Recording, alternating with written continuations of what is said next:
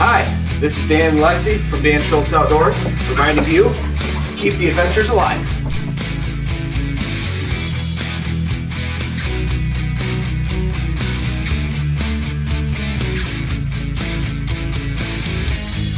Hey y'all, I'm Johnny. And I'm Colleen. And we're the Keel Quest. And we want you to keep the adventures alive. Cheers!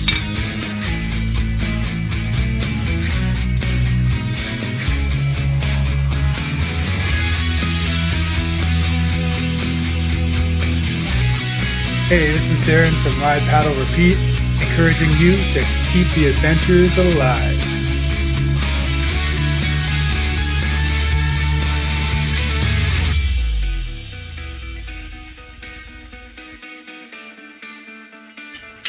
This is David from Beachley Ironworks saying keep the adventures alive.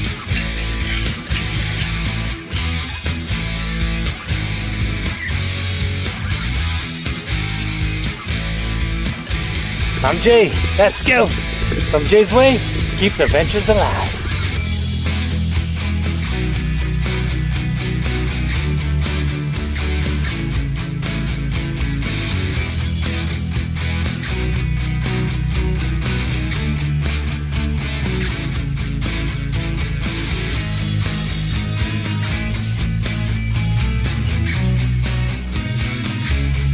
Hi, I'm Kevin Collin, the Happy Camper.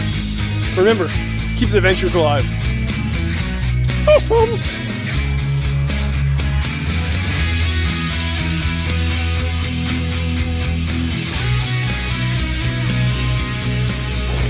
Woo, buddy! Shug here! Keep the adventures alive. I am.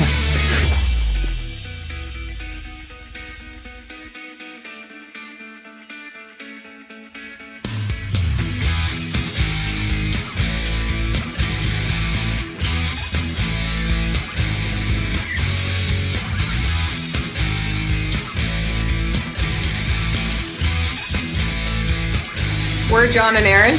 Keep the adventures alive.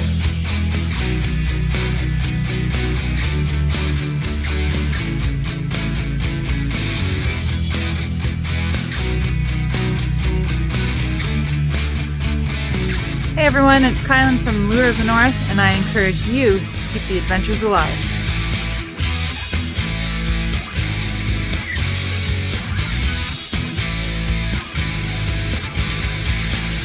This is Sky North telling you, keep the adventures alive. And now on with the show. Tonight's episode of Canoehound's Outdoor Adventure Show is brought to you by OTG Meals. Fresh, freeze-dried, small batch meals made for people on the go. Algonquin Outfitters, with 4 key locations in and around Algonquin Park to serve your backcountry needs. Badger Paddles, handcrafted canoe paddles made to order. Kid Products, stick stoves and reflector ovens proudly made in Canada. And Novacraft Canoes, connecting you with nature in Canadian-made canoes since 1970. Hey, well, hello and happy Tuesday evening to everybody. Hope everybody's having a great week. My name is Dennis, also known as Canoe Hound, and if this is your first time tuning into the show, thanks very much for tuning in. You're joining in tonight on a very special event. This is a brand recognition show for one of our sponsors here on Canoe Hound's Outdoor Adventure Show, and very happy to be doing this show tonight. But before we do get into tonight's topic and discussion, we will be just, as we always do, clearing up a few updates and some news and stuff like that until everybody is settled into the chat over there. By all means, tonight, you know the routine, anybody. If you have something that you'd like to say, that's the place to do it, is over in that chat room there. So feel free to take advantage of that. Let's see here. Let's start with last week's show. I'm not sure if everybody in the chat happened to see last week's show, but we were joined by Douglas Bird from Global Emergency Consultants and Training, also known as GEMCAT. He is a wilderness first aid trainer, and we talked everything about wilderness first aid and the importance of having some sort of first aid training when you're in the backcountry and out of easy accessibility to any healthcare. So you know what? You never know what can happen while you're in the backcountry, and it's always best to be prepared. So if you or somebody in your regular canoe party does not have any sort of first aid training, might be a good time to think about that. And you could always check out GemCat. If you did happen to miss the show, by all means, just go right back into the past episodes playlist. There is a link to that down here in the description. By all means, get in there, check it out, and you know what, get yourself booked, or you know what, refresher course, or you know what, make a great weekend out of it, and have a have a bunch of you go out and take the course. You never know if like I say, if something's going to happen. Always best to be prepared. So that's a good thing. Anyways, let's see here. Just a couple of quick thank yous this week to my Buy Me a Coffee people there. We had Beauty of the Backcountry and John Carlson. Let's take a dip. Awesome. Thank you very much for the coffees, everybody. And yes, once again, this week, coffee, and it's nice and hot. My wife just brought that down to me, and it's a good one. It's a good one. Let's see here. Channel members. I always acknowledge my channel members because you're all worthy of being acknowledged, obviously. If you take a look at going across the bottom of the screen right here, these are all people who are supporting the channel as channel members, some as long as 3 years. Sty North and Darren from Ride Paddle Repeat have been members for 3 years. Thank you very much. You know what, that warms the heart, and it goes a long way with helping to support the show and keep things going. If anybody's ever interested in becoming a channel member, there's a join button down here somewhere. Just click on that, and there's information on becoming a channel member. All channel members get their channel member stickers. They also get membership badges that they can work towards, and there's all kinds of other perks and benefits that go along with it. Like at the end of this season, our very last episode, we are going to be doing a special giveaway for our channel members. If you're already a channel member, you don't have to do anything. You're already entered into the draw. For anybody else that may want to be part of that special giveaway, which is going to be, I'm just starting to tabulate a list of things going on here. Let's see. We got, of course, the Canoe Hound Adventures prize pack, which is going to be worth about $100. There's going to be mugs, hats, sweatshirt, bunch of decals. Great Signs and Graphics is going to be donating they're giving away 50 custom printed decals to the lucky winner. Kid Products, our good friends at Kid Products, have $150 worth of swag going in there: a stainless steel twig stove, a striker, a blow tube, and a couple of other items. And there's going to be more coming down the line as well from some of our other sponsors and from other sources. So by all means, if you want a chance to win some of the big swag, you want to make sure you become a channel member and help support this channel, which is greatly, greatly appreciated. Once again, all you people floating across the bottom here, thanks very much for your support. It's greatly appreciated. Let's see here. I'm not used to this. I got a different format for my paperwork here, and it's got me a little confused, but that's okay. Birthday wishes. This week we got a short list of birthdays, but I do want to wish a special happy birthday to a good friend and channel member and subscriber, Randy Greeno. Randy actually dropped into my shop last week there as he's getting ready for a Wabakimi trip, and we had a great conversation, sat down for a little while and did a little chit chat. So Randy, if you're watching right now, I think you're still traveling, or maybe you're still traveling, but if you are, or you're watching the show, happy birthday to you, my friend.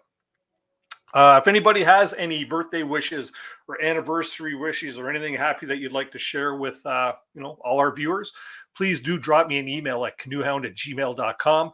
I would be more than happy to share that. It gives me great pleasure to wish you all happy birthdays or happy anniversaries, or happy divorces if that's a happy moment in your life, right? But let's not get into the separation stuff. So let's see here. And if you have any hot topics or guests that you'd like to see, probably not for this season, but you know what? I'd really, really, really love to get ideas for next season. I did mention there, I think last week or the week before, that there will be a fifth season of Canoe Hound's Outdoor Adventure Show, which will probably light back up around September sometime.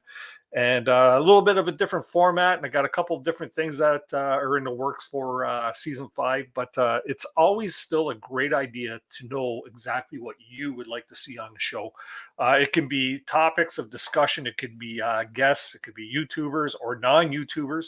It could be people out there that have done some amazing stuff in the outdoor backcountry community. It's all great stuff that brings great content to all of you, and it's a great learning experience for me. So I really enjoy it so much to be able to bring the stuff that you like to see. So by all means, this is the key email address right here. I answer every email that comes through. So if you don't get an answer from me within a couple of days, then something's wrong with Canoe Hound, or I'm on a canoe trip. So that's how it kind of goes with that. One last thing before we get into tonight's guests. As every week, please, if you have any questions, put them in the chat over there. It makes it more easily recognizable for me to be able to put it on screen to ask our guests if you put the word question in front of it. So if you can do that for me, please, that would be great. Sometimes I don't get to it right away, but I do try to get to them all throughout. Sometimes they get by me, and if it seems to get by me, please do put it back in there again. That'd be something that I don't mind if it's up there a couple of times. Anyways, without further ado, let's get into tonight's topic. Since 2009, this couple has been recognized and have been producing high-quality canoe paddles in Ontario. With methods and techniques passed down through their family, their paddles are well sought after and cherished by many paddlers. From Badger Paddles, please welcome Mike and Fiona. How you doing, guys? We're good. How are you? Good. Finally, we got you guys on the show. I've been looking. Yeah, I've been looking forward to this one for quite a while. Like I tried a couple of years ago, I think, with the paddle in the park there. I wanted to get you on, and it just didn't kind of jive. No, we didn't have the internet. We just got Starlink. Right. So now we can do this kind of thing. We never could before. So yeah, that's we awesome. didn't have the internet. There we go. I just got my internet or my email off the thing. So tell everybody a little bit about Badger Paddles. Let's kind of get the down and dirty of the story of Badger Paddles, how you got your start and stuff like that. I'd say it was years in the making. I mean, I used to paint on canoe paddles when I was a teenager. Shout out to Red Tail Paddles, because that's who we used to mostly buy from. John Bell, good friend. I was painting on canoe paddles. I started to work for Swift Canoe and Kayak, and I was painting in their the Toronto Sportsman Show in the booth there for Swift. And Mike and I met, and yeah, that was when I was 21 years old, I think, and we met. And I was working for Swift then, and Fiona was painting canoe paddles, and we have been together ever since. And we moved up to New Liskeard for a while. We worked for Scott Canoes up there, and almost ended up buying a paddle company while we were up there.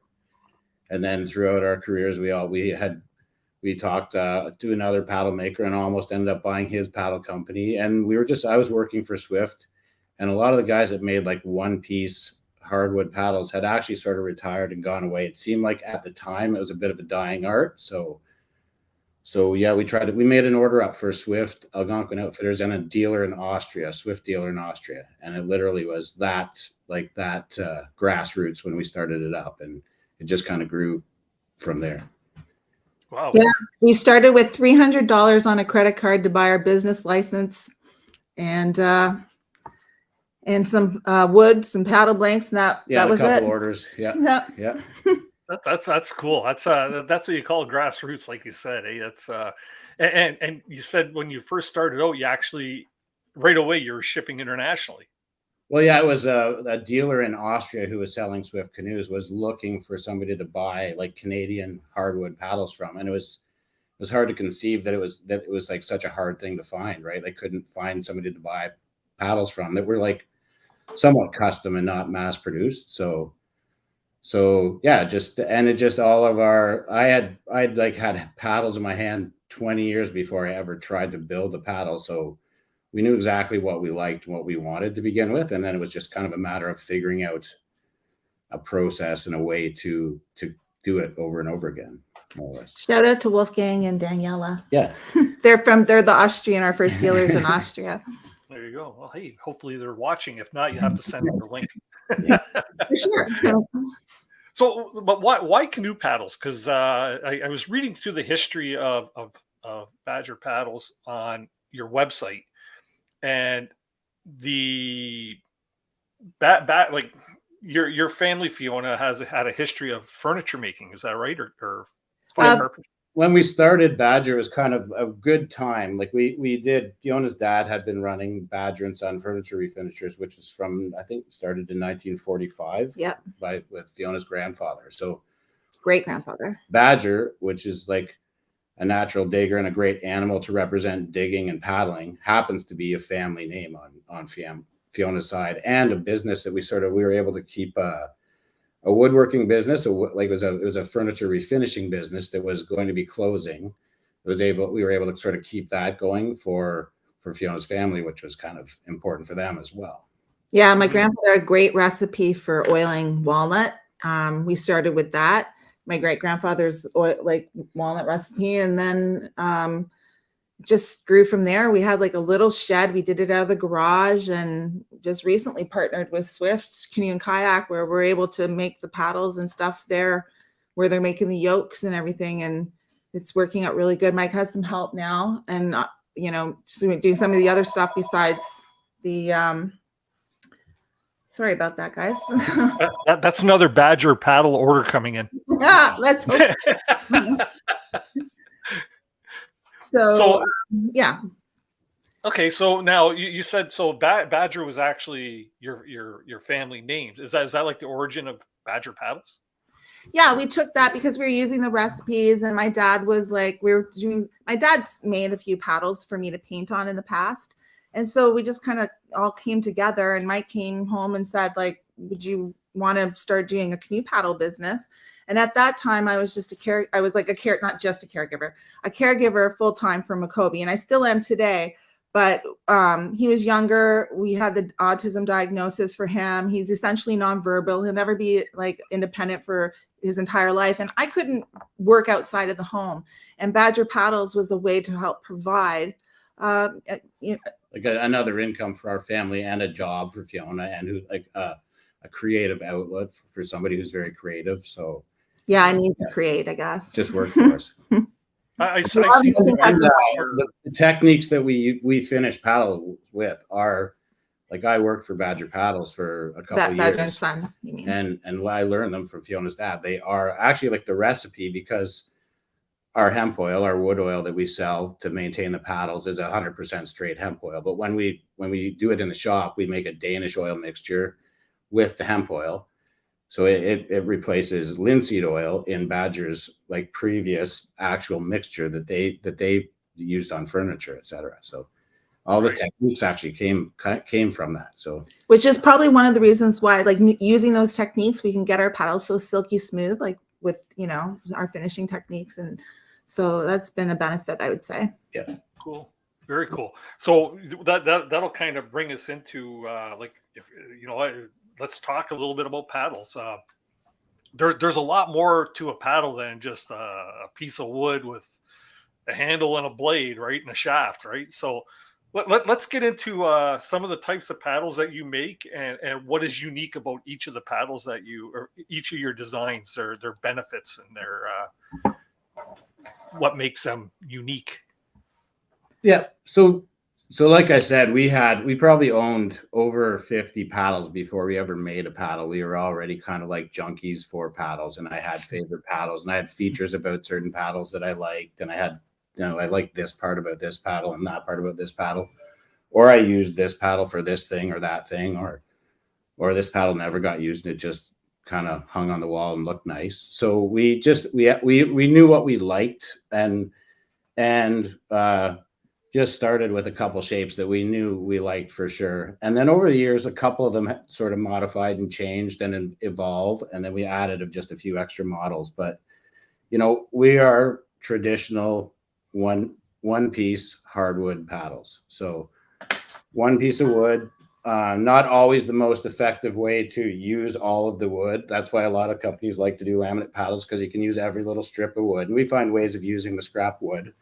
But we're looking for like we're really picking for like nice prime boards. We start with like minimum 5/4 or 6/4 wood, so it's just really premium wood that you start out with, and then just some very specific things about the shape of paddles in general that we like. We like a certain grip style, an oval shaft that's not too small that you're gripping too tight with your hands, and our ridge, our transitional ridge is a big feature that not a lot of, although old paddle companies made that when 100 years ago, paddles did have a ridge like ours.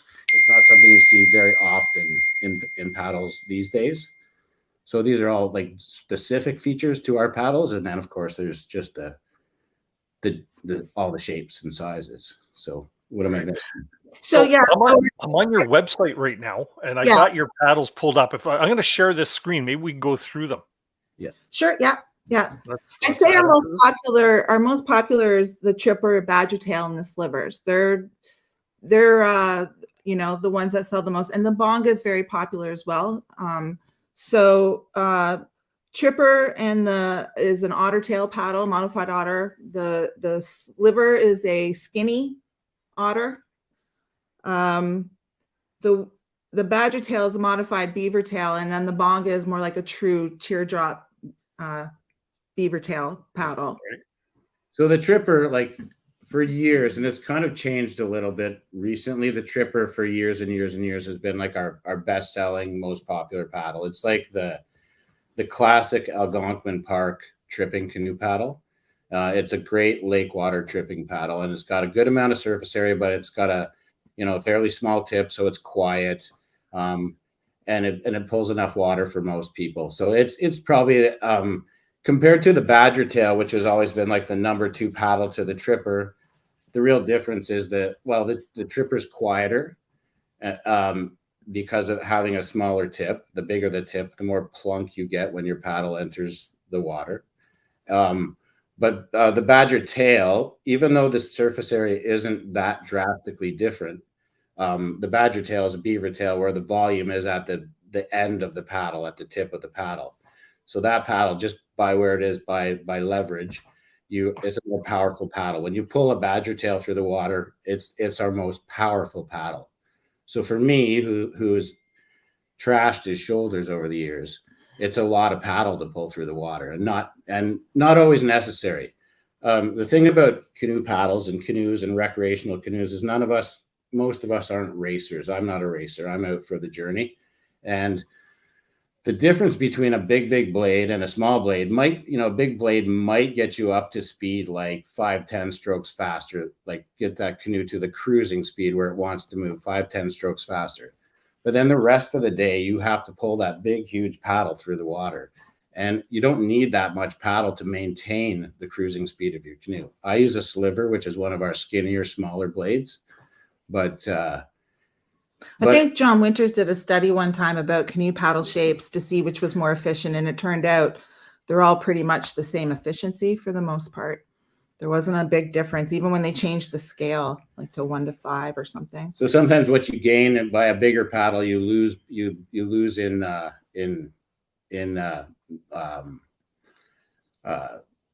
I'm losing my word, but it's hard to keep up with it, right? With a bigger paddle, you're going to slow down by the end. You get more fatigued. Yeah. Pulling more water. Yeah. So I use a Sliver. I find it might take me a few more strokes to get moving with a Sliver, but it doesn't hurt my shoulder every time I take a stroke. And if I want to increase my speed, I increase the cadence of my stroke. If I need to get to shore or something like that, generally I'm not in that much of a rush anyway.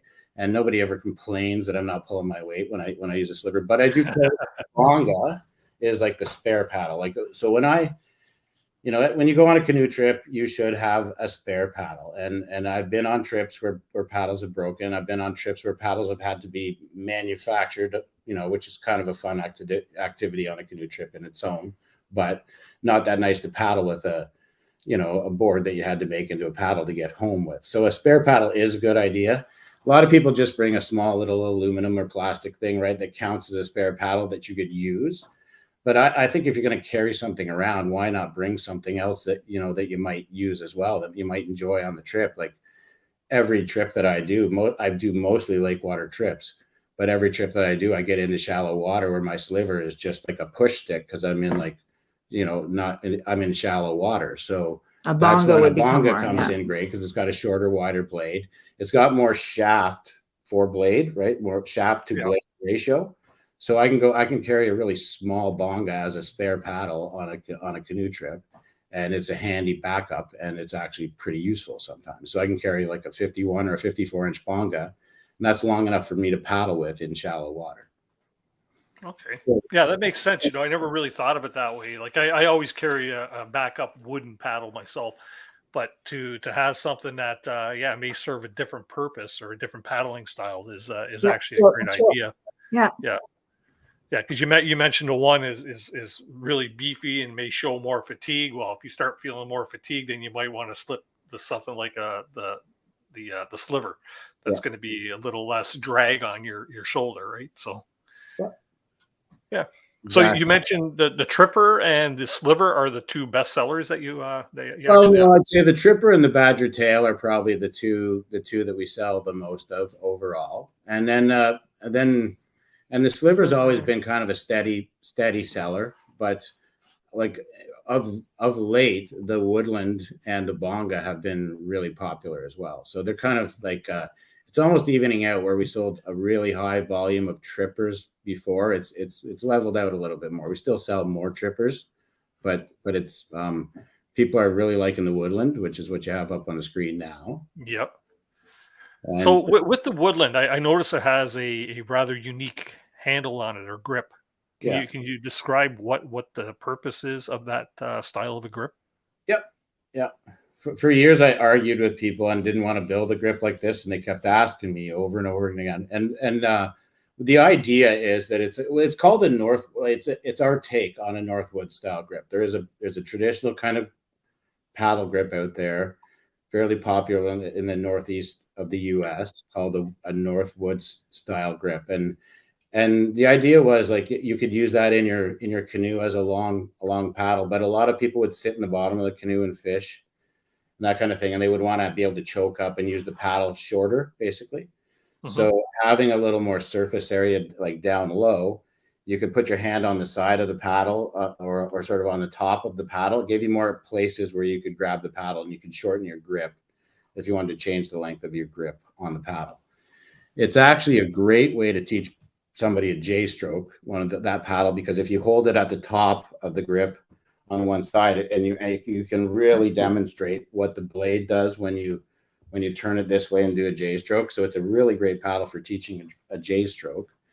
And for me, actually, and nobody ever mentions this aspect of why doing one of these grips, but I think it's a great counterbalance. It's just a great way to like especially if you have a shorter shafted paddle and a long blade, it's hard to get a nice balance. You have like a heavy swing weight on the paddle. So if you have a little more weight out on the grip, sometimes, and especially on a shorter paddle, it really helps the swing weight. It doesn't make the paddle lighter, but it makes the blade feel lighter because of the way the paddle swings, if that makes sense to you. Mm-hmm. Yeah, it does. So when it comes to your paddles, how much research do you actually have that actually goes into your designs? Because you started out probably with a couple of designs, and then over the years you morphed into another design. How much research actually goes into that? It's not as much. Like, yeah, we've both read a lot about paddles, and we both have a lot of we've both geeked out about paddles plenty, but it's more about experience and what we've seen and what I've tried and what we've liked and what other people have asked us to try. And sometimes we've reluctantly tried and end up, seeing that that was a cool thing. Actually, the Woodland paddle was, again, Wolfgang from Austria. That was a paddle that he really wanted us to make for him. So that was just a paddle that he really wanted somebody to build and sent us a shape. He was an architect, and he actually sent us a proper drawing of the paddle that we could use CAD wise. So mm-hmm. that was just something that he wanted us to try, and it worked out really well. It's a really great. It's also a different. The blade shape of that paddle is cool because it has it's kind of somewhere between a sliver and a tripper as far as the shape of it. So it has the fine, quiet entry of a sliver, That's one of the things I really like about my sliver is how quiet it enters the water. But then as you pull the paddle through the stroke, as you get to the widest part of the paddle, as you're pulling that like through the parallel part of the stroke, you have the wide part of the paddle. You get the full volume of the paddle that you pull through parallel to the boat. It's actually the same idea, but just an older way, because this is not a new idea to shaping a blade this way, but it's the same general idea as a bent shaft. Like if you're thinking modern, it's the same general idea as a bent shaft. You just kind of like the widest part of the blade is maximized in just like a short parallel stroke with the boat, right? So, so it's like they're all old shapes, but there's a lot of, and it wasn't us that thought of this stuff. Somebody else thought of this before us. Like I don't think anybody's in, as far as like traditional paddles, there's parts of them that you like, right? Things that work, and then you add this with that and try this and that and see what you like. And there's probably hundreds of different versions of otter tails, right? And this is the otter tail we settled on, that is quiet but pulls a lot of water, doesn't strain your body that much, etc. So it's a lot like canoes, where every canoe manufacturer has their version of a tripper canoe, right? Yep. Or along that idea, right? Yeah. So, yeah. Speaking of trippers, is it okay if I just introduce the man who got me into canoeing? My 100%. first canoe trip was when I was 18 months old, and this is Papa Badger. This is my father. I just wanted everyone to see him. He's the one that helped to bring Badger back to our lives. Yeah. How you doing there, Papa Badger? Nice to have you on. Can't complain. How about yourself? Good stuff. I am doing okay. I'm doing okay. Whoop, wrong button here. There we go. I'm getting all anxious with the clickies. So what can you tell us about Badger paddles and the route that these two are taking to well, they with what their craft, right?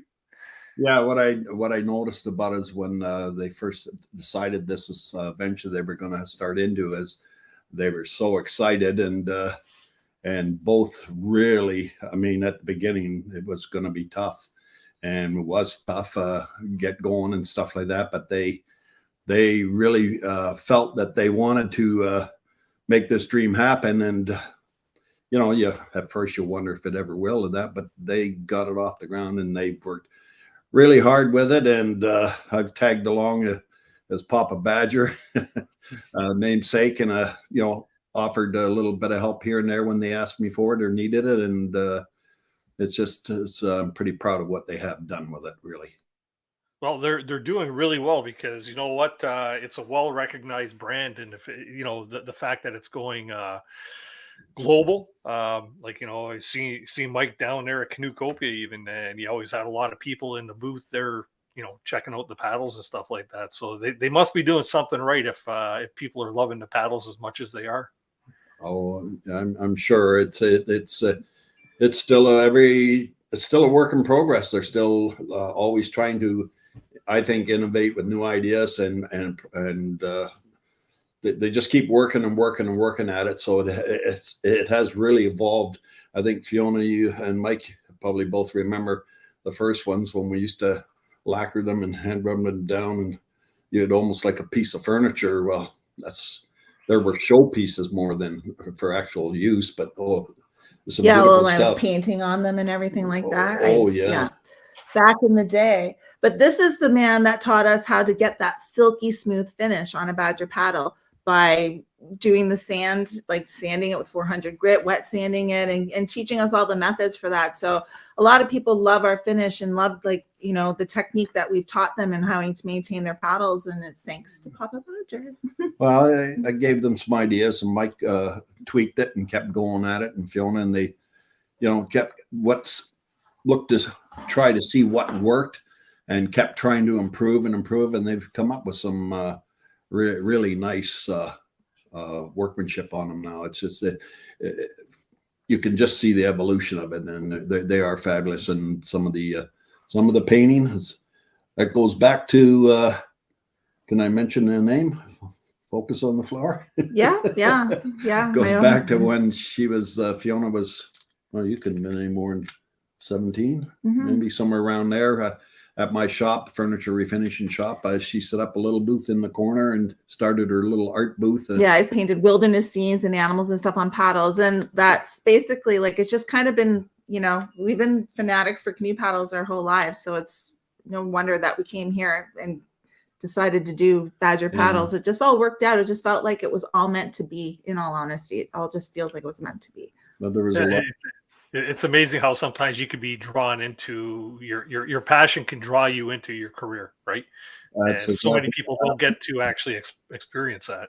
Yeah, for sure. There was, like I say, there was times. I mean, it was slugging away, but they just kept at it. So you got me as a father. I'm quite proud of what they have done. I really am, and how they have turned it into so nicely done and different stuff that they work with, that they don't take anything for granted. They don't take any of their products and say, well, just that's good enough or whatever. It's always hear enough fights around there. No, it's got to be better. It's got to be better all the time. So yeah, anyways, there's some perfectionism stuff happening and a little bit of workaholism too. So hey. Well, you know what? While we got Popper Badger then here, there's a perfect question for you, seeing as you are the one who has shown Mike and Fiona how to get that silky smooth feel on the paddles. This is from Tim over at Super Good Camping, was asking why oil instead of Varathane. Well, oil is much. Oh, sorry. No, you go ahead. Oil is much more easier to maintain, believe it or not. And the way it feels in your hands, it's a warmer feel. Your hand doesn't, when you're doing like Varathane or if you're doing varnish paddles, they can feel a little sticky. Some people even, complain about getting blisters from them. So with the oil paddle, you won't feel, your hand it's a very nice feel to your hand. The tactile experience is better. And the maintenance, like I said, it's much more easier to maintain. Mike won't touch varnish. I'm the varnisher in the family here now. So okay. Yeah, the oil is like she says, for maintenance and patchability. If you maintain it, you come after a long trip, and if it looks a little tired, you can patch it up real fast, real good. Whereas Varathane, a lot of people started using polyurethanes, and of course after outside in the sun, and while they start crack peeling, then you're into a strip job or sand right down and a ton of work to get it back. Whereas the oil is naturally putting oils back into the wood, and it's easier to maintain. But they can tell you more than that. So I think I should digress and give Mike back his seat. Yes, so thank you for stopping by and saying hi to everybody. Thank you very much for joining us. I wasn't expecting that, and it's a great pleasure to have you on there, Papa Badger. Well, thank you very much, and all be well to all the paddlers too. Great stuff. Oh, by the way, what's your favorite Badger paddle? I like the sliver myself. They made, sorry, get back in the camera. They made me a walnut sliver, and it's, I don't know, the feel, the look, and I am a woodman anyways, and the walnut was always one of my favorite woods by far, and the feel of it, I'd have to say the walnut sliver is just something to die for. Excellent. There you go, everybody. Thanks, have a great evening, everybody. Thank you. Well, it's awesome. That's awesome. Great to have that kind of inspiration, right? Yes. Well, they live right across the road from us, which they help out with Makobe a lot. Our families pulled together over Makobe's diagnosis, and we really support and help each other. I'm very lucky to have my parents in my life like this. Yeah. Are you okay later if we maybe talk a little bit about Makobe and his autism? Yeah, maybe sure. Bring awareness to autism. Yeah, for sure. Yeah. Okay, cool. Yeah, we'll get to that in the second half of the show. How's that? That sounds good. There was one thing I wanted to say about blade shapes before you probably want to move on pretty quickly, because we've kind of covered a lot of things. Was just they did a study and analysis one time of about 50 native paddles from around the world, and they all found they all came up to like average to the same number, which was about 114 square inches for their blade surface. And that didn't vary very much between paddles between the blades, around the world this is. And just interestingly enough, the paddle that is the closest to that is a skinny blade. It's the sliver. Our sliver is 113 square inches per inch. And that there just, I think, shows just the longevity of that blade shape. Cool. Yeah. I heard that somewhere before one time. Maybe I read it on your website. Your website is extremely informative. If anybody needs to know anything about a paddle, that's the website to actually go to, is to check it out. But let's get into materials. I've heard cherry a lot. I've heard walnut, ash. What are the benefits to each different type of wood? Well, and the other one we do a lot of it, or quite a bit of, is sassafras. Sassafras. So cherry is like, it's my favorite wood. It's like probably, I don't know, 75% of the paddles we build. That's just like a random guess, but most of our paddles are cherry. Cherry is beautiful. It kind of just gets better over time. It gets it sort of suntans and gets deeper and darker, redder over time. So it sometimes starts out almost like a blonde color and ends up like a deep red at the end of its, by the time it's 10 years old, you've been using it for a long time. And it's strong and light. It's got nice flex to it. Like it flexes. It's easy to work with, and it doesn't, it has a bit of an erratic grain. It doesn't have a really straight grain like ash does. A lot of people would say ash is the strongest or best material to build a paddle with. And I've had more ash split on me than, because it's got really strong linear grain. So ash has a tendency to split. So I've had more issues with ash splitting, where cherry has kind of an erratic grain and it has less tendency to split. Like ash has a bit more open grain as well, which is it is takes hard. the finish really nicely. On the scale, ash is hard and it's light. Ash has been, but it's never been, and it's a great wood to stain if you want to do a watercolor. It really picks up the grain. It's beautiful when you stain it. Yes. I wouldn't say there's a big advantage to ash over cherry. Weight, they're fairly similar. Sometimes ash is a bit heavier, but wood's unpredictable. So it really does vary. Ash was always like a lower cost alternative to cherry. But there's this emerald ash borer that's been ravishing the ash forests everywhere. And the last time I called the lumber supplier to buy ash, it was actually more expensive than the cherry was. So a lot of people liked ash because, like, institutions and camps, et cetera, liked ash because it was less expensive. But that advantage is kind of going away. And eventually ash, they say will go away. There won't be any more ash. But sassafras is good thing we love cherry. And then walnut's beautiful wood, but it's it's really gorgeous, and you're going to pay a premium because it's walnut and it's more expensive to buy. But it is beautiful, but it's really unpredictable as far as the weight. When I order some walnut to come in, I never know if sometimes it's the same as the cherry. Sometimes it's like twice as heavy as the cherry. So walnut's just a little unpredictable weight wise.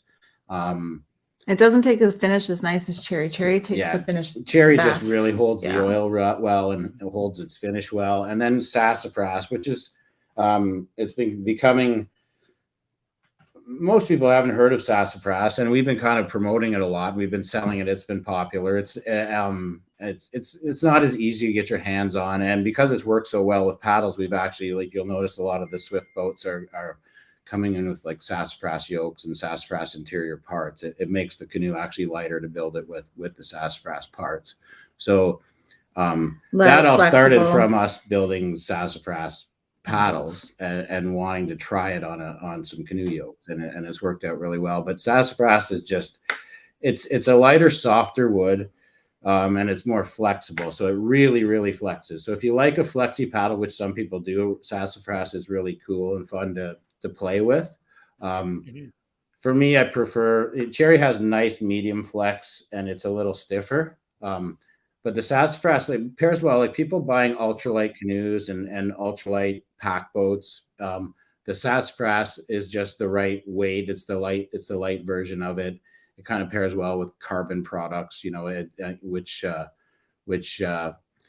it goes well. Like a bonga in sassafras is a short bonga in sassafras is an amazing pack boat paddle. It's light. It's a short blade. It pulls out of the water really well. So So yeah, sassafras is one that's a little more unique to Badger than not too many other paddle companies are doing that in volume. We do some watercolors with the sassafras as well. It's kind of this green, and the way that it takes the stain is similar to the ash in many ways. So they look pretty nice as well. Cool.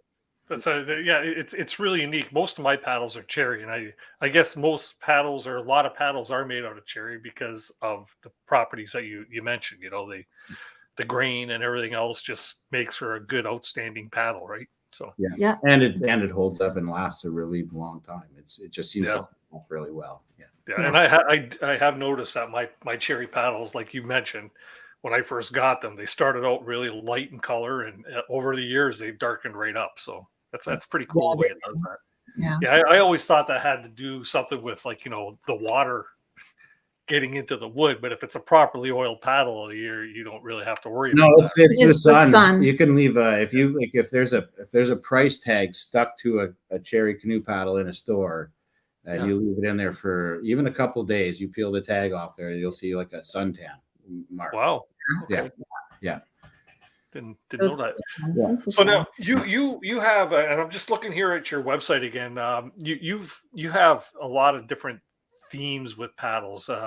Just go back to paddle in the park contest. Like you had theme paddles for that. You've got the Forest Edition paddles now. What can you tell us about this Forest Edition program that you have going on right now? Well, we come across some beautiful premium wood sometimes, and we just want to do some really special thing with them. They're so gorgeous. We want to celebrate the wood. And so we decided to do up a Forest Edition paddle and be able to plant a tree, and that's why they're Forest Edition. So for every paddle that we sell or make, because I don't wait to sell them to buy the tree to plant, but we work with one tree planted, and we buy a tree for every paddle made and sold. And there's certificates available. If somebody wants a certificate to go along with the paddle, they just have to email me and let me know. Otherwise, they're available in exclusively in select retailers like Swift, and also in the UK with Manchester Canoes and the London Canoe. London Paddle Shop. London Paddle Shop. Yeah. So just looking at these paddles out here on screen right now, what is this? This is a walnut, I'd imagine, the top two, or can you tell us which wood is which? Yeah. So the top two paddles are walnut there. Right. And then you can actually tell by the tree. Yeah. The tree shows it. So what we do is we match the tree and the paddle blade shape to the paddle. So if the paddle's made out of cherry, we do the silhouette of a cherry tree and if it's a sliver paddle, the bottom of the paddle blade there on that paddle tree is a sliver, and so forth. So the walnut is different because you can tell it's a walnut tree silhouette. Yeah. Right. So you have to sort of know what you're looking at, because like someone might not know the difference between a walnut tree and a but cherry it says tree it on our tag. So yeah. Right. I bet you that Kevin Callan guy would know, because he knows this tree's pretty darn good, right? You know that if it's a cherry bonga, then it's the blade shape on the bottom of that image will be a bonga, and it'll be a cherry tree image above. So and it's just like I buy a load of wood, and every load of wood, there's like, a few just beautiful pieces of wood in there that just deserve a little bit of special attention. And this was just our way of doing something like with the really cool pieces that we come across. Yeah, some of the premium pieces. Yeah. That's a great idea, and I bet your backyard is going to start looking like a little forest, right? Because of well, we plant trees all over the world, and so depending on where, and that's the thing. If you want, you can even tell us where you'd like to plant your tree, and we will purchase that tree for that. So paddle. it's like an organization called One Tree Planted. So they are the partner that we're doing that with, and then we send them basically a donation for every paddle that plants a tree. Yeah. Now I see some. Those are just spruce out there. We can't make paddles out of those. I see. Obviously, you've incorporated a laser etcher into your branding, or like that's obviously all done with laser, right? Yeah, I do laser. I also hand paint some of that stuff as well. So I did a recent video where I put out some paddles, and some of those were a mix of laser engraved and hand painted, and some were just hand painted. So cool. And now I was at the Ontario Canoe Symposium there about a month ago, and you two had built a beautiful paddle for David Bain, which was presented by Kevin Callan, Camper Christina, to David for all his hard work and dedication that he's put into the Canoe Symposium and the Winter Camping Symposiums. Fantastic work, like beautiful paddle. I think that really touched David's heart there to receive something like that with what you put on it. What was it? The old Canadian flag. Yeah, I tried to track down something. I hope it was the right one. I don't know. Yeah, I don't know. We'll have to ask Kevin Callan, because I do know you have an announcement that you wanted to present tonight. Shall I bring our other guest on? That would be great. Yeah. And then or do you want to talk about sizing paddles first? Actually, if we could just do the sizing of the paddles, and I'd also like to just address why we put a paddle sock and grip why we put a paddle and a paddle sock grip first. Okay, let's talk about sizing, and then we'll talk about sizing. We'll get Mike to demonstrate some sizing here. Sure. I'll put you full screen here for this too, so everybody get a good eye on it. Cool. Okay, cool. And I'll try not to smack a paddle off the chandelier here. Sure. So we do have on the Badger website, there is a sizing sort of direction to do basically this version of sizing. Everybody's got their take on sizing canoe paddles. And if you went to camp, they probably just told you, well, your paddle should go to your chin or your nose or something like that. And that maybe that worked at your camp that you went to because they were using all the same kind of paddles and they knew how that should all shake out. But in general, the overall length of a paddle, we shouldn't even really talk about that. It would be better if we all just talked about the shaft at grip length, and that's how we talked about the size of paddles. Because the overall length really, because your blade could be this long or this long or this long, really the overall length of the paddle is irrelevant. So what's important is from where you're going to grip the paddle to the throat in our paddles. In other paddles, you might hold the paddle down here. You might be a little more choked up. In our longer bladed paddles, you're going to hold basically at the throat. And if I take this as a 63-inch paddle, and it is too long for me, you can see that when I put this on my head, I'm crooked. I don't usually see myself when I do this on the screen. It's what you do not want to be is over 90 degrees that we're on your elbows. And I'm over 90 degrees here. And I can feel it. It's straining my shoulders right now, just holding this paddle like this. I want to be in a little tighter. See, I'm more like 90 degrees there. And that's more comfortable for me. So that's a 63. That is too long of a paddle for me. You know when somebody's using too long of a paddle, when you watch them come down a lake and their hands are way up here, their top hand is way up over their head. You know that's too long of a paddle. That is not, if you want to punch out and do it in a strong way, you don't want to do this all day long. You want to go out in front of you. So going a little lower is going to help you a lot over the course of the day. The other thing is if you go a bit shorter, actually I'll get to a shorter paddle and I'll talk about that first. So this is a 60-inch paddle. And so technically I really do look crooked. A 60-inch paddle, look at that. That's about 90 degrees. So technically that is a good paddle for me. I talk about my shoulders a lot because I really have beat my shoulders a lot.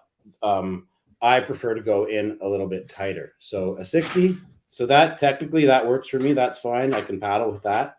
And that's what a lot of people would choose to go with.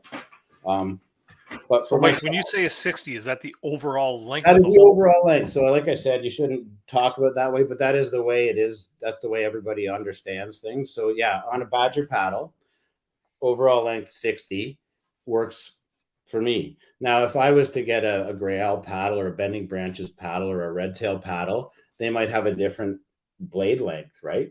Or even a different model of a Badger paddle might have a different blade length. So in a tripper, a 60 works for me. This is a tripper. A sliver, for example, is actually a bit 1 inch longer in the blade than a tripper is. So when we talk about a sliver, a 57-inch sliver, it's actually 58 inches, but it's the same size as a 57-inch tripper. And so this is my paddle. So this is a 57-inch paddle. And see, when I hold that, I'm just a little inside of 90 degrees. That's a really happy place for me to be. This is the paddle that I like to use. And this is the thing that people really get hung up on. They look at our sizing chart and they always want to go out to the biggest, the longest. They want to go out all the way out to 90 degrees.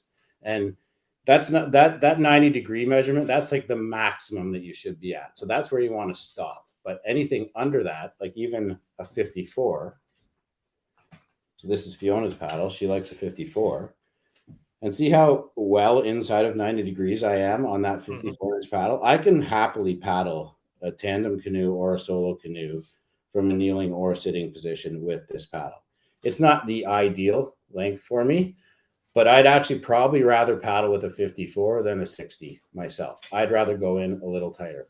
Whenever you go, so the thing about, and this is like for all the macho guys out there, everybody wants to just go up one big, or they want to go like one size up. Well, that's not going to do much for you. In fact, with a paddle, if you stay in a little bit tighter, it keeps your shoulders in tighter. You tend to use your body more when you take a stroke, as opposed to with a big long paddle in your hand, you tend to use your arms. You swing it around your arms. Your arms are going to get tired a lot faster than your body. The other thing is with a big long paddle, you're going to be going like this all day long until you get tired. And then you're going to drop down to about here.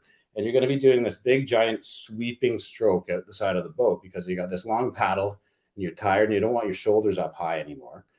So then it feels like you're super powerful because you're overpowering your other paddler, right? Because you're pushing the canoe sideways, not forward. So going shorter helps you pull the paddle a little more parallel to the boat, helps you use your body more. And I recommend anybody try going down a size on their paddle, and they might be happy with the result. Yeah, and you also mentioned that like the Labonga, that it's if you have a pack boat and you're sitting like basically almost on the floor of the canoe, that shorter paddle is going to be something. So when it comes to sizing yourself that way, how would you size that? Well, the bonga, so well, first off, so then you can go too short, right? And that's too short. Okay. Unless I'm like, a solo canoe heeled over or something like that. But a bonga is a little bit different because it's more of a river paddle, the way I describe it. You don't always hold a river paddle. Like if you're in a moving water situation, a lot of times you're not at the throat. You're 3 inches, 4 inches up from the throat. You're doing sweeping strokes. You're going wider out from the boat. So for me, where I would use a 57-inch, well, I use bongas for a few different reasons, actually. So I would use a few different lengths of bongas, but for me, if I have a 57-inch sliver, I could get away with a 54-inch bonga. Or if I'm doing moving water and I want to have, if I do want to do wide sweeping strokes, etc., then maybe I actually tend to use a 57-inch bonga because I choke up about 3 inches and it works out to be almost about the same as my 57-inch sliver, if that makes sense. But then in a pack boat, I use a 54-inch bonga. So the bonga's got a shorter blade, so there's not that much blade to pull up out of the water from that sitting position. And then it's got a relatively short shaft on it as well. So I have a really tight stroke, and it just works really well with a pack boat. A shorter blade. The bonga 51 or 54 works out for most people. If you're a really tall person, a 54 is going to work out well. If you're average height or a little shorter, a 51 works out pretty well for most folks. Yeah. And it's important to know how to size a paddle for yourself too, because a lot of people don't have the opportunity to get into a storefront to actually hold one of your paddles. So if they're ordering from you through your website or through one of the stores that carry your paddles, they're going to want to know how to measure themselves, right? So yeah, and you have all that laid out on your website. Right? We have that laid out on the website on sizing your paddle, and we tried the thing. So the biggest thing on that, what people do wrong is they try to go out as long as possible, and also they'll hold the paddle up too high. So on the website it shows, to take the paddle and put it on your head. right here. I'm not straight off the camera anymore, but man, I look crooked. Okay, on your head. But some people hold it up there, and that skews everything, actually, believe it or not. And then they get too long of a reading when they hold it up high. So you want to be 90 degrees with it on your head maximum. Like Okay. that. Don't be afraid to get your hair messy, right? Right. Who knows? Maybe I need to update those sizing things so it's easier to understand. If that's the case, that's the case. It's really hard in general, it's really hard to, to do that. That's one of the hardest things when you're selling somebody a paddle remotely from far away when they can't go in the store. Personally, I would have a hard time buying a paddle without picking it up and holding it in my hands. But we sell a lot of paddles where we just have to walk through the process with people. And sometimes it takes just a lot of conversations back and forth. Speaking of your, it can be difficult because I once purchased a paddle online, because I couldn't get there, and I found that the circumference of the handle was too thick. I got pretty big mitts, right? But it was really thick compared to what I was used to feeling, right? I like the thinner shaft on it, right? So, and the other thing too is that there's paddles can change. There'd be such a variation in weight between the exact same size paddle and that, depending on the piece of wood it was made out of. So I think it's really important to be able to even pick up the paddle and decide which one feels the best in your hand. Yeah. But speaking of your paddle, Dennis, this one is yours. Ooh. Keep the adventures alive there. For the win. That's awesome. Wow. I can't wait to dip that. I really can't. I hope you dig it. Oh yeah. Oh, that's awesome. Keep the adventures alive. Yeah. Thank you. Well, the one, and we want to probably get on to Kevin soon, but the one other thing I just wanted to address was the sock thing. Some people don't they ask us why we put our paddles in sock first because we don't ship our paddles in one grip first. We don't ship our paddles in one use plastic bags or sleeves or anything like that. We ship them in these reusable paddle socks, and we've been doing that for over a decade, and it really helps save on the one-use plastic, obviously, but it's something you can use forward, to keep your paddle safe in transport and in storage. And at the end of the day, we put it in grip first because that's the part your hand is touching. Some people, you hear about them wanting to push off rocks with their grip, and that just seems crazy to me, because if you chip out a little piece from your hand, from your grip or something, you're now feeling that in your hand every stroke you take for the rest of the trip. And blade tips need to be protected too, but your handle where you're touching, I think is super important. And if something happens to the bottom of your blade, you can always do a little repair, or even if you need to cut a little bit off the bottom, shorten the blade a little bit in order to take care of the crack or something like that. But it's really hard to repair a grip.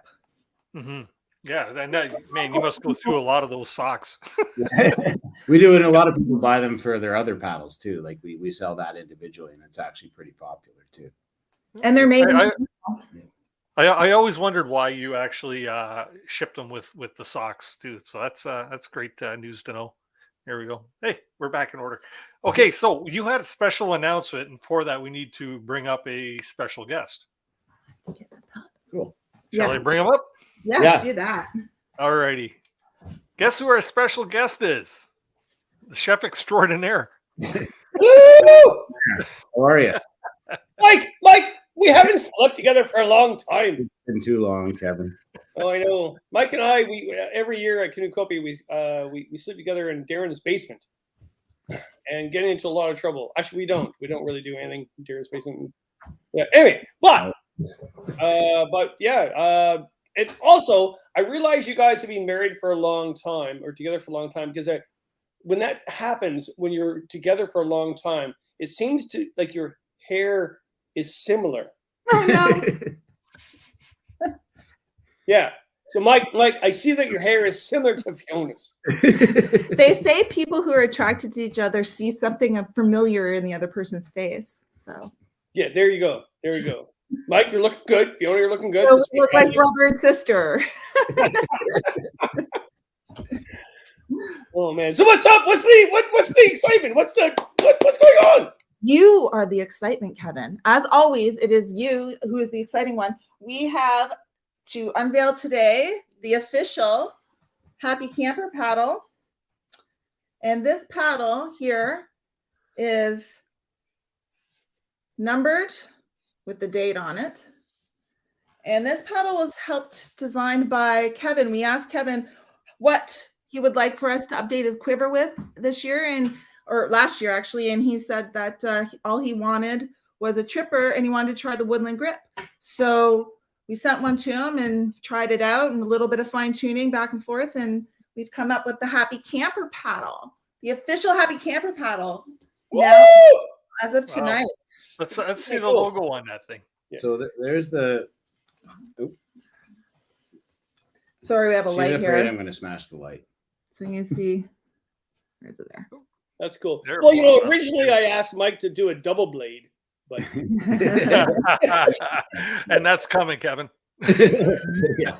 Someday. And they're on you see this one is 01 of 2023. So that's cool.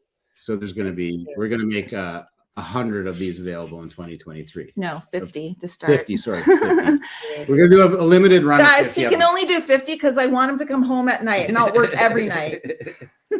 So when will these be available and how can people get them? And is there a price tag that we could share right now, or is that still yeah, well, you can get them on our website and they're available in Ciere. This is Walnut and they're available in Ciere. So if you go to badgerpaddles.com/happycamperpaddle, you'll be able to see the different information. One of the things is, what are we going to do with some of the proceeds, Kevin? Charity. Once again, my life goes to charity. It goes to hell. And the really cool story about this. This started years ago. Mike and I were traveling. We go to the shows together, and Mike does all the driving, and I just sleep with you. And then so we got, we start conversing, and I thought, and Mike was like, well, you should do more product for the Happy Camper. No, I don't really do that. It's not me. I'm not against it. It's not me. It's not me. And we started talking about a Happy Camper paddle. I went, well, that'd be cool, and this is again years ago. And I said, well, if something like a charity for students at risk that I teach and everything else, that'd be great, like Project Canoe or Camp Outlook, like I did with Andy. And then COVID happened and everything got crazy. But you also didn't, if you recall, you said you did not want to just slap your name on a product. You just didn't want to slap your name on a product. There's the Happy Camper paddle. Yeah. I'm not saying that. There's nothing wrong with people doing that. It's just not me. I just think that's weird. Sorry, that's just me. You be you, I'll be me. It's just weird, right? Maybe a whiskey glass, that'd be a good idea. But what happened was, paddle would be a good idea as long as there was a purpose. Just like, Dennis, you and I did make fun of Kevin for the whole night with my buddy. Right? Yeah, the Kevin Callan roast and the details. Yeah. It had to have a purpose. There always has to be a purpose in my head. And then so things happened. We got disorganized through COVID, whatever. And then Andy, my buddy, he wanted to do a pack as well. I went, okay, we'll do it. And it was a big success. So then I thought, the paddle is a good idea. And we've been badgering him here and there about it. Here and there, we badgered him about it. You did badger. Yes. Yep. Pick up the phone, for the love of God. Zoom. But it was cool because I've been doing lots of things with you in the past, like the hide the paddle in the park and everything else. I really like I like you guys. That means a lot, to be quite honest, in my world. I've known you guys for years, and you've done some great things for no other reason except it's a good idea to get more people out. You did the paddle in the park to get more people out on the trail, and so it was really cool. So to make a paddle, but the design, I got to say, Mike and Fiona really helped me with this. You guys explained that whole Voyager. I call it the Voyager grip because supposedly the Voyagers use that because it reduced the amount of wear and tear on your wrists by doing the J-stroke all day. So that's why I put that added feature. Yeah, and it's a cool feature. And the other thing I was telling them, because we were talking about it a little earlier, and it sounds silly, but it's amazing counterbalance. It actually a little weight on this end of the paddle really makes a difference on the swing weight of the paddle, I've been finding. So yeah. Yeah. Well, and just that's awesome. So can people actually buy these now or start buying them now? I think Fiona got the website up like yesterday, right? Yeah, no, it's up right now. It's up live. I just have to add it to the menu after the show. So, but the address is badgerpaddles.com/happycamperpaddle. There we go. Everybody get on board if you're looking for one. That's there's balanced right there, right? Yeah. See, that's nice and balanced. I'm just holding that with 2 fingers right there. Yeah. If you guys look at what Badger's on that side holding the other end up. I'm trying to show that, but I'll take it. If you guys look at what I do in my career, I mean, I'm going to be 60 this year, and you know how I pay my bills is I go and teach students at risk and at the college and whatever, and then I do the writing and stuff like that. But when I get an opportunity to do something with friends in the canoe community and help something like Project Canoe or Outlook, or even just to inspire other people to get out, because there's so many people going out there right now, right? So if you buy that paddle, I guarantee it's a good paddle because I know who made it. I've seen him. I've seen Mike. He's the sweat coming down his brow, just shaving it. Like, I gotta stop. And Fiona's artwork and your artsy touch to everything. Known them for years and know their whole passion behind it. And just to do that, and my God, I'm sounding like one of those infomercial people. Love of God. Why this paddle? It's a good paddle. Peel. Yeah. Anyway, it is good paddle. So I've done that. And yeah, I even told my daughter the other day, she's now going to the second year university, and she got a house with 6 other people. I got to tell you, this has nothing to do with paddles. Okay, so calls tonight. What? No mercy. No mercy. Dad, we gotta cut the lawn. We messed up with the contract with the landlord. It seems that we have to maintain the property. We didn't see that. I went, well, welcome to the world. You should have saw that. But the lawnmower has no gas. I go, where are you? In Canadian Tire. I went, oh, so you're buying gas. Yeah, but where is gas in Canadian Tire? I went, no, you got to buy a gas canister. Canadian Tire, and then go to a gas station to get gas. She goes, oh, so there's no gas inside of Canadian Tire. I went, oh my God. And so I went, no. And I went, you don't drive. So how'd you get there? When I took the bus, I went, well, you can't go to inside of a bus with a full load of gas. Oh my goodness. Well, where are we getting there? Anyway, oh yeah. So she's changed her major. She's going to English literature. She wants to get into books, which is really interesting. So that's another probably 4 or 5 years. So let me get this straight. Buy the bloody paddle so I can get my kid through school. Okay. That's exactly it. We got to put Kevin Starr through school. Did you know I went to McMaster for a little bit there, Kevin? Oh wow. Tally Ho still there? What is restaurant? The Tally Ho restaurant. It's right by McMaster. It's like a burger. It was. She drove by, and I saw puke and vomit. Yeah. Yeah, for sure there'd be puke and vomit there.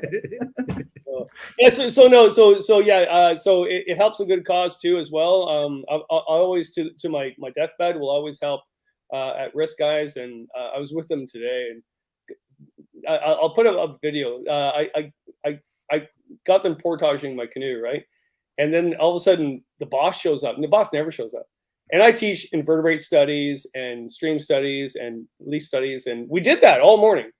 But they're portaging between these pines like this, and she shows up and she goes, "So this is the class?" I went, "Yeah, I don't really care if you fire me right now."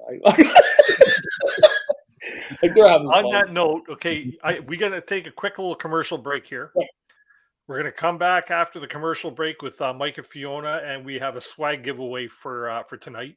And then we're going to bring up a few other panelists here that are ambassadors of Badger Paddles to find out what their love is for Badger Paddles, why they appreciate them so much. So with that being said, let's just take a quick little break. Great opportunity to grab a beverage or get rid of a beverage, everybody. We'll see you in a moment.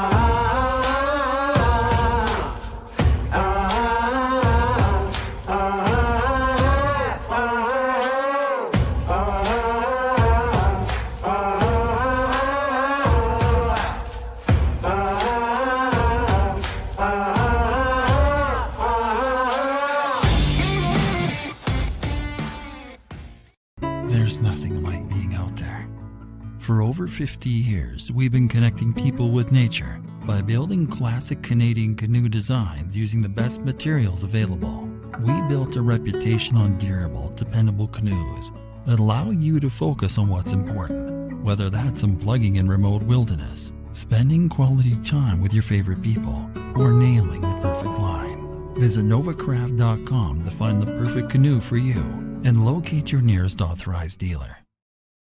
Tonight's episode of Canoehounds Outdoor Adventure Show is brought to you by OTG Meals. Fresh, freeze-dried, small batch meals made for people on the go. Algonquin Outfitters, with 4 key locations in and around Algonquin Park to serve your backcountry needs. Badger Paddles, handcrafted canoe paddles made to order. Kid Products, stick stoves and reflector ovens proudly made in Canada. And Novacraft Canoes, connecting you with nature in Canadian-made canoes since 1970. And welcome back to the second half of Canoehounds Outdoor Adventure Show. Hope everybody's enjoying tonight's show with guests Mike and Fiona from Badger Paddles. Really cool announcement there that, they got a KC Happy Camper paddle. We'll probably talk a little bit more about that with Kevin here back in the second half of the show. You know what? Yeah, it's really a cool thing. And the stuff that Kevin mentions there about he likes to put his name on things only if it has a purpose.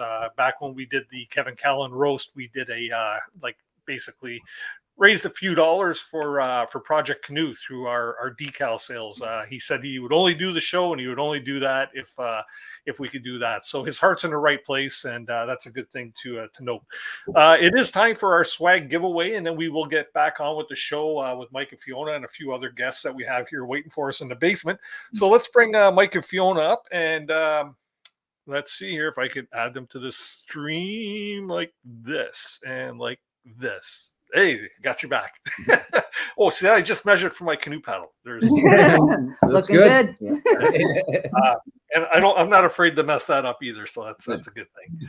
Yeah. So we had discussed a little bit about a swag giveaway, and Fiona, you mentioned that you had a few things that you would like to throw into this. Maybe we'll let you go over it while I put the question up on the screen. Sure. Yeah, we're going to give away 3 tins of this Badger wood oil.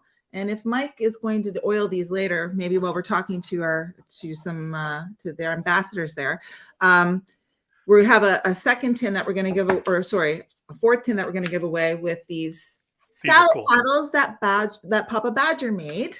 That's cool. For salads.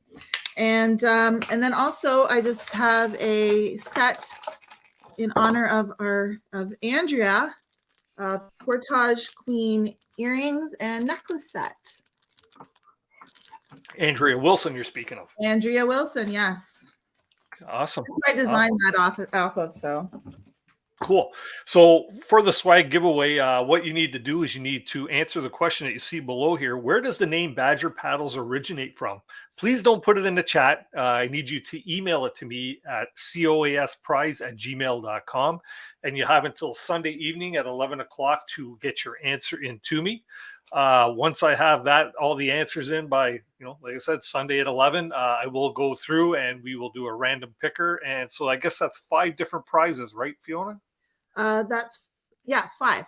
Or 3 tins. Yep. A tin with the salad thing, and then which is really cool. My new camper.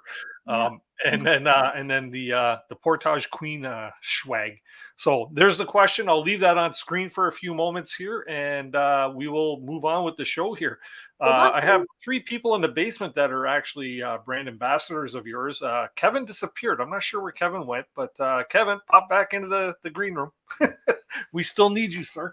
Let's start with we'll just work our way across. We'll get them all up on screen, and we'll just have a little conversation. We'll start with none other than Andrea Wilson. Hello, good evening. Hello there. And then we have Ron, Swifty Paddler. How you doing? Good evening. I'm doing well. Learning a lot tonight. Yeah, I know. This is great, isn't it? And then, of course, Mr. Paddle in the Park, Preston Ciere. How you doing, bud? Good. How are you? I'm doing great. This is, This is a great show, and it's great to have such a a collage of great people here on screen. This is Ron's first time. Preston, you've been on before. Andrea's been on before, and we are great people. Over here, it's their first time, which is awesome too. The best. Yeah. So, Andrea, first off, let's start with you, Andrea. Let's talk about the Portage Queen. Where does that name come from? Well, that name is thanks to Fiona. I did not come up with that, but I think it was actually the year that Mike and Fiona met. I was working with them, and we were all working at Swift Canoe and Kayak in Wabashine. Is that right? Did you guys meet that same year? Yeah. Yes, earlier. And I think Fiona tells this story better, but what she's told me is one day we were in the yard and we had to move boats around. And I walked up to a 17-foot Royal X and flipped it up and walked away. And she said a few expletives and then said, "Oh my gosh, you're a Portage Queen." And then she called me that ever since. It's like kind of like the hikers. Hikers give themselves a name, but they can't give themselves a name. The name has to be bestowed upon them, right? So there you go. And like a true queen, she shares the name with all Portage Queens. Anybody Absolutely. trying to get that canoe out there and do something, she celebrates everybody's true queen. Yeah. Mike, we're going to get you to just squeeze in a bit there so we can get you on screen there. We don't only want to see half of you. We want all of you there. It's your wife. You got to love her up, right? So that's so. Andrea, tell me a little bit about why Badger paddles. What's your love for Badger paddles? Well, first of all, I have to say I absolutely love their paddles. I sort of like Kevin, I'm not somebody that just uses gear because it's given to me. I have to really, really like it. And I've been using Badger paddles now for decades. Well, not decades, but a very long time. I don't want to age myself that much, but I think you've been married, it's a little longer. For as long as just for a little longer than you've been married, you've been using them. Yeah. So so probably, I don't know, 13 years or so I've been using them. Yeah. And what I love about them is the feel. They just have such a beautiful feel in your hand. And when I paddle with them, they feel effortless. So that's really important to me because Hap and I are mapping, we're putting in miles and miles or kilometers and kilometers of paddling each day. And going for days on end, as well as moving supplies down to our eco lodge continually, day in and day out. And it's really important to me to have a paddle that I feel super comfortable with and really gets the job done. Mm-hmm. Yeah, that's incredible. I've heard that from a lot of people too about the feel and the love for him. Like I see Ron down here, he's stroking his paddle as you speak, right? I'm not touching that one. so Ron, you're a new ambassador for or newer ambassador for Badger paddles. I am. What is the reasoning behind that? What's your love for the paddles? Well, I came at this very differently than Andrea.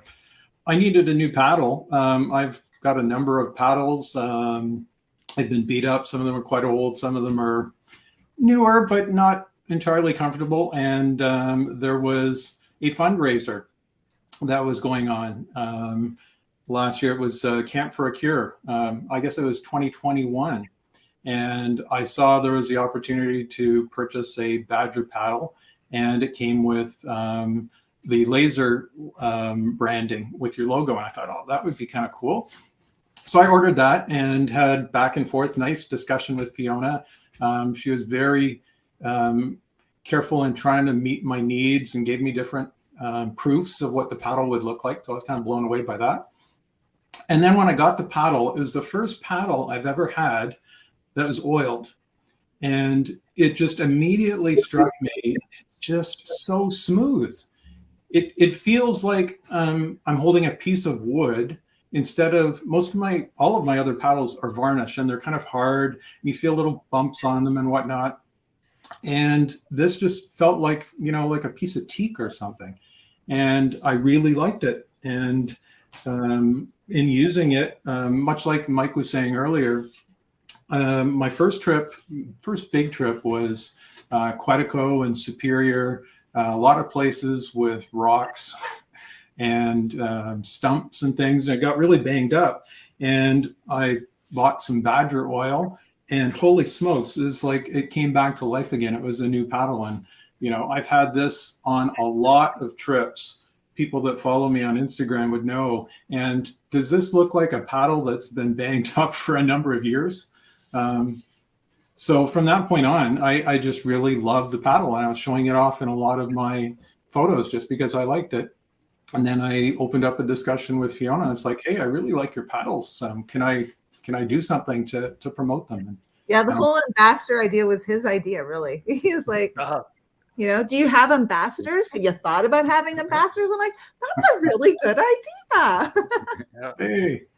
So anyway, I'm super pumped, especially having recently gotten some other ones.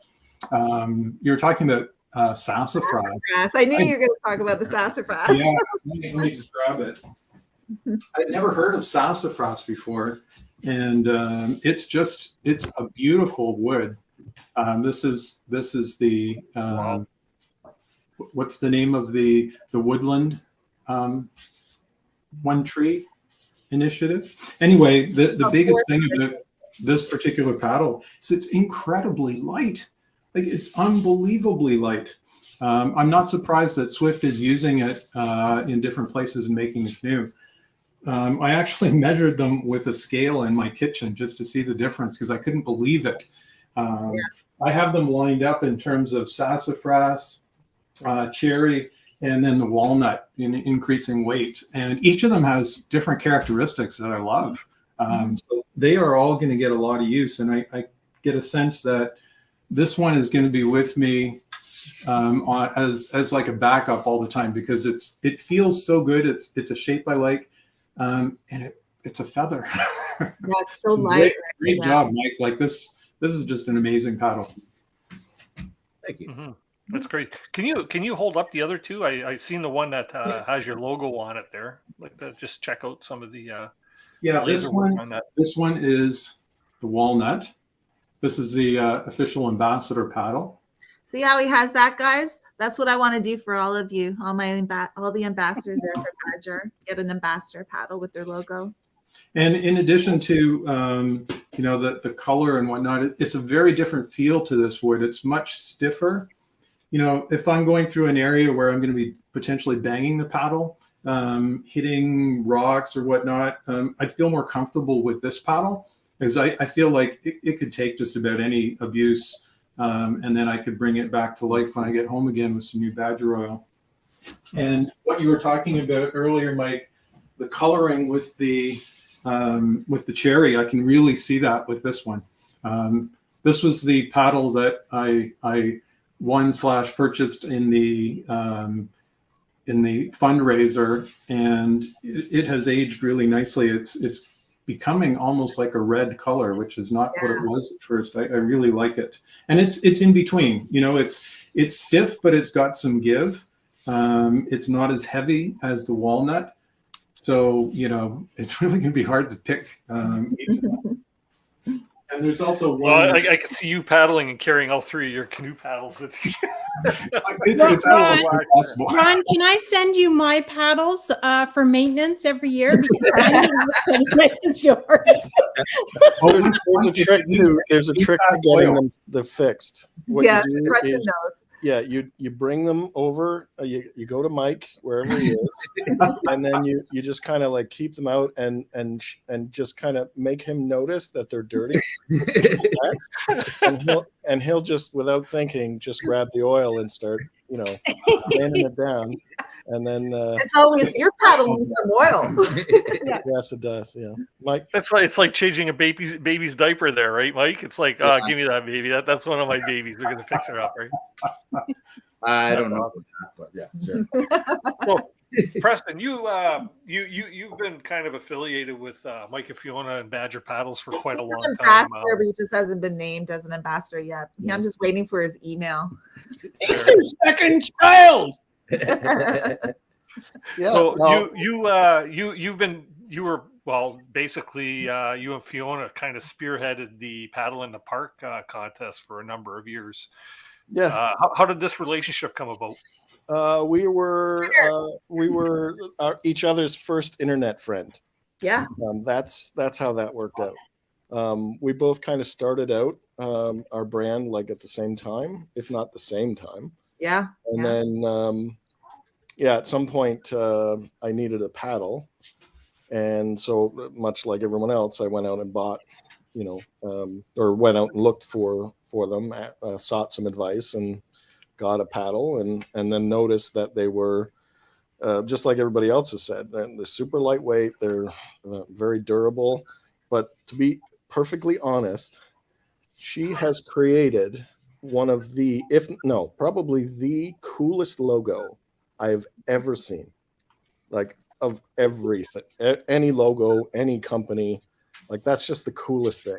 Thank you. And I just find the Badgers to be very creative, and they make great paddles. They're super light. I've been using them for, Love it. It is. And yeah, like, and I'm not good with my gear at all. Like I don't maintain it. I'm not the guy who arrives at home and like cleans things off and lets it dry and puts it in a good place or anything like that. And this walnut one here has been with me for so long, and it's seen so much stuff, and it's like I still trust it above anything else because it's so durable and so light and so cool. And not to mention, you're paddling on the lake, you're getting back and you're getting back into civilization, and other people are looking at you, and you're like, yeah, that's right. Yeah. So let's talk a little bit about the Paddle in the Park contest. Went for a number of years until I think 2 years ago, or just before COVID, wasn't it? It was during COVID. Yeah, we did a COVID. We did one COVID.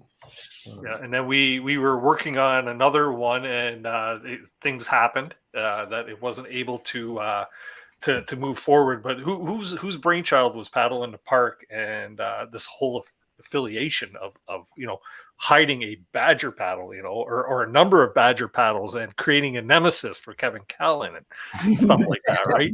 That was accidental. But Preston and I started talking on the phone, like from Twitter, and I don't know, we ended up talking on the phone one day, and we both liked wolves, and then that was it. And he's a very smart person, and so I go to him for advice on things sometimes. And I had an infographic, and I shared it with him, and it was about 7 reasons why you should spend time in the wilderness every day. And we were both talking about just how important it was, and kind of just came together with an idea. How do we get people to be aware of all the scientifically proven reasons to spend time in nature as much as possible? How do we make people aware of that? And so the Paddle in the Park contest was born from that, pretty much. Mm-hmm. That's cool. Any chance that the Paddle in the Park contest may come back again someday?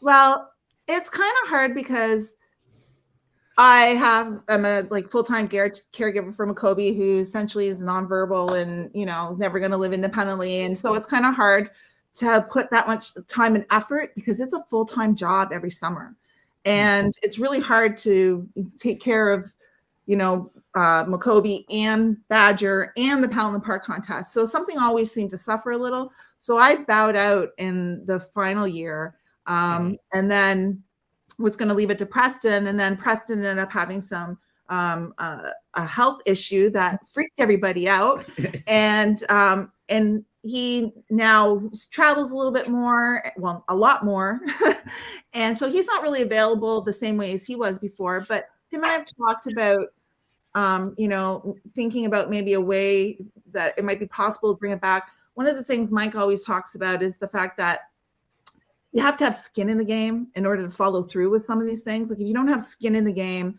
then, it doesn't necessarily mean the same thing to you. But, and Preston, is like, we could get volunteers to help us with this.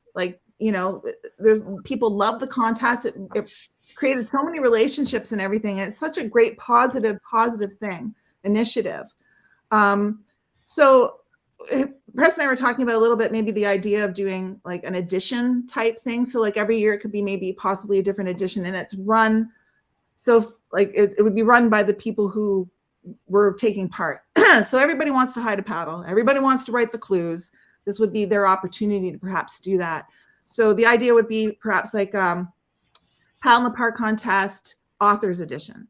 And we would have Hap and Kevin and maybe a few other outdoor authors. They would hide the paddles. They would do the clues. They would give out their books at the end as extra prizes or something like that. So Photographers edition. Photographers edition, YouTubers edition, bloggers edition, you know, and so if Preston was around, he'd be part of the writers edition, but it would all depend. But that's why we would need some help. So I'm trying to figure out a way, if there'd be any interest, if anybody would be interested, like in doing something like that, where they take a little bit of the work on themselves, which would be writing the clues and whatnot. And we would be support through social media and that, but they'd have to like put some money into buying the paddle so that Mike is satisfied. No, it's hell. I wouldn't do it again. It's hell. If you have to hide this paddle and everybody's following you in the wilderness, and this guy Chris, was it Chris Hawking? Yes. Every time. Every year, doesn't even really do much except just does a day trip and finds it where I go for 5 days to hide it. I went to do the Meanest Link and I hit 2 paddles and they found it in like 2 hours later. Yeah. It's hell. You know what, Ron? Good luck to you. if I can add though, you know, like the year that did not happen for Paddle in the Park, I actually had volunteered and I was doing a little bit of work with Preston there, and it's a lot of work. The amount I got to see firsthand at the beginning how much work actually went into doing this. It's more than just saying, "Here's a paddle. Go hide it in the bush, somebody find it." There's a lot that goes into it.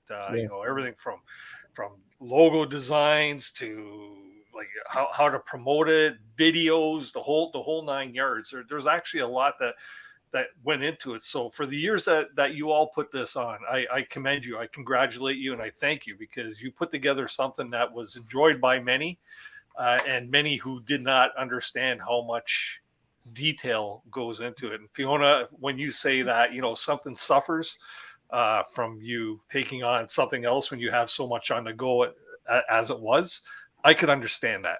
I could say, I could see that happen. For sure. So it's such a great advocacy campaign though, and it would just be so cool. Like it's like we did an Outfitters edition, and we had Algonquin Outfitters and London Paddle Shop, and you know, like Killarney Outfitters, and everybody be able to come on board and be able to help advocate to get people out there and sharing some of the workload to do that. That would be a dream to come true. Especially if you can get some of the companies that have a lot of staff opportunity, you know, for them to get their brand out there, different people within the company to participate. Yeah, that would be a great idea. There's and a lot everybody always wanted to hide the paddles. Everybody always wanted to write the clues, or you know, and it would be kind of a chance for people to figure out a way to do that, and sharing the workload. So you know, Preston and I could still enjoy our summers and everything else. Sure. Every time you volunteer to do something, there's always a point with everything in life where there's a burnout. You need someone to pass the baton, right? Yeah. And the year was when Preston decided to join my daughter and I on a canoe trip to hide the paddle. And she said on like day 5, "Is he leaving? Like he's still here." He's still with us. I thought he was going to be here just for the day, but sorry, I'm just joking, Preston. No, that was an awesome trip, and that thing you light in, it looked like a gigantic banana. That was when he met Kate Moss. Yes, that's right. Remember, that was messed up. You need to. Okay? Sounds like there's some stories here. Talk to someone about that. But the other one was tree flowers. Ron, he brought it. You did a whole video of sending flowers to this bikini woman. No, hula, whatever, like Calisson or Greens, whatever. Kate Moss. It was your daughter that found it. Yeah. But one of the coolest ones was when the little kid, the family, they moved out to Vancouver or out west. Oh yeah, Johnny Stinson's boy. Yeah, and he came over because he won, and so we had a whiskey chat with him. Yeah, probably not proper. Start him early. He had juice. Oh yeah, he had juice. So did I. And so ended up how that happened was like he was gunged. Like they had left their day job that afternoon, and then drove to Bon Echo, and I hit it really well. Mm-hmm. And they found it. It was the little kid that found it. Oh, no. And this other couples were like fighting, punching the kid. Corey Steven was there, and he was like, "Oh, well." As soon as he saw the kid, he was like, "Oh, the kid gets it," kind of thing. But no, that's not the story I got. No, it's the cuss. And Andrea, the story you guys got about that bunch of kids finding it in Temagami. Yeah, we hit it quite well actually, and it was I think it was an American camp, and it was one of the trippers that found it, and he was so excited. So, well, first of all, he didn't know what it was, and then I think they happened to I can't remember exactly, that they may have happened to paddle by the lodge, and they stopped in to sign the logbook, and they said, "We found this paddle," and so we explained to them what it was about, and he was pretty pumped. So that's cool. Oh, wow. That's cool. Yeah, it really did get a lot of people out there. It really did. It motivated them. You know, because at one time we're thinking, "What is this?" Like you explain it to someone that has nothing to do with it. Well, you know, we hide a paddle in the woods, and someone finds it, and well, why would you do that, Kevin? Well, and it gets more people motivated to get out there and thinking, you know what, do yours thing, and we'll do ours, and it's fine. But what was the other one when Chris? I remember I got a whole bunch of free camp gear given to him because he had never, like, he found all my paddles for what 20 years, and he had never slept in the woods one night to do it. He was wrong. Yeah, that's the thing, though. That's the thing with the paddles when you hid them. Mike always said that. Yeah, but he could get to them in one day. That's the thing. Well, he double bladed. I know that, but but the thing about Chris that was really cool was that he didn't make you look that good, but he did spend time in the woods. That's true. But he traveled a lot, like he did mountaineering and all that kind of stuff. But he never spent the night in the woods for the Paddle in the Park contest. We failed in that regard. No, I got him all this free gear to stay the night in the woods, and it's probably sitting in his. Still in the packages. So Fiona and Preston, I think you probably should have had a real paddler hide the happy camper paddle. Oh, she's got hap in her ear. I always loved you. I've always. That's good. That's a good one. You must be Scottish. Maybe they were following the smell of peat in the air, and it led them to the paddle. Who knows? Yeah.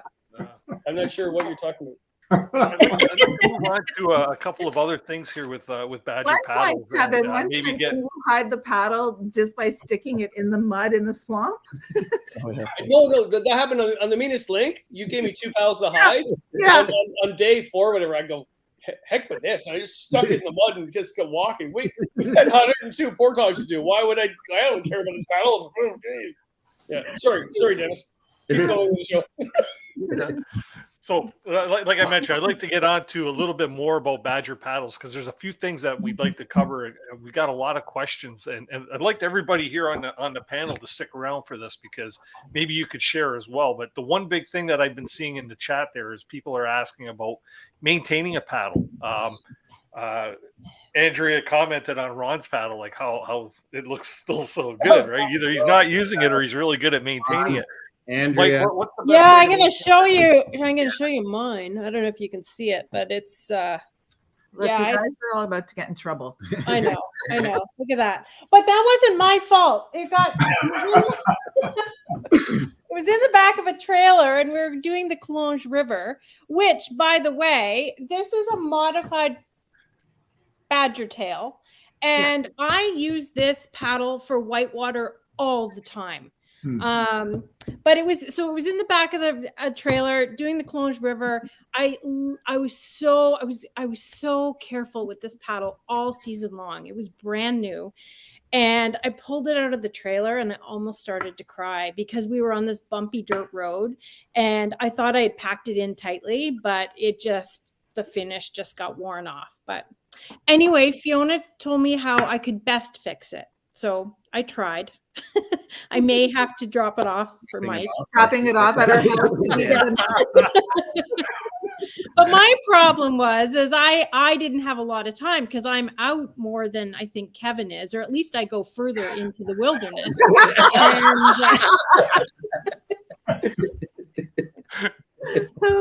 You do. But I got nothing. Well, Mike is going to oil a paddle right here so everyone can see exactly what happens. So we're going to oil like the little salad paddles, but we'll just pretend this is a big paddle. And it isn't as easy as it seems. I learned that the hard way. There's definitely a technique to it, and you don't want to over oil it. Bad things happen if you do that too. Oh, yeah, it comes back, right? You can get it to come back. That's the great thing about oil. It's so forgiving. Oil is just so forgiving. You don't need a especially ventilated area to work with it. You don't need, anything to clean up other than soap and water. You don't have to clean up any brushes. It's food safe. Yeah, food contact safe. Oh yeah. It's not going to burst into flames like linseed oil. The great thing too about hemp oil is that the plant itself, hemp, is like a miracle plant. Like obviously you can do so many things with it. You can build from it. They extract the oil from it, etc. But it's unlike tung oil or and that it's not imported from China. It can be grown in North America and in Canada. Ours is sourced from Canada and Ontario mostly, and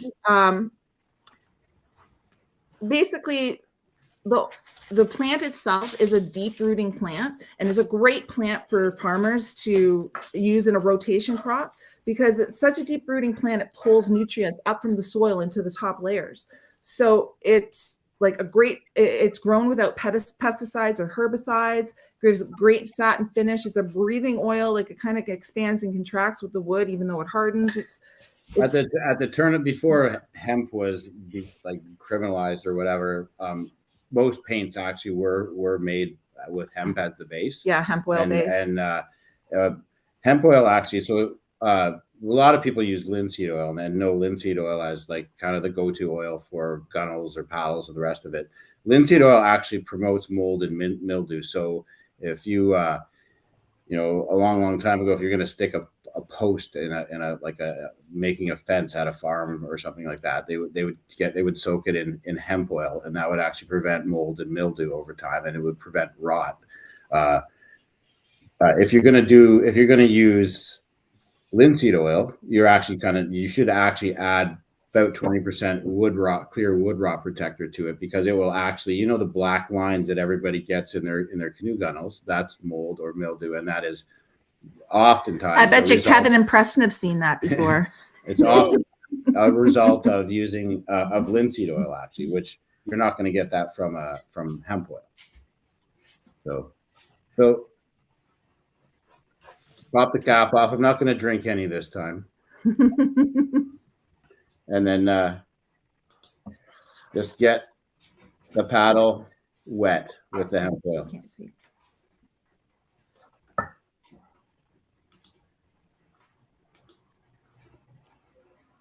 Get the whole thing wet.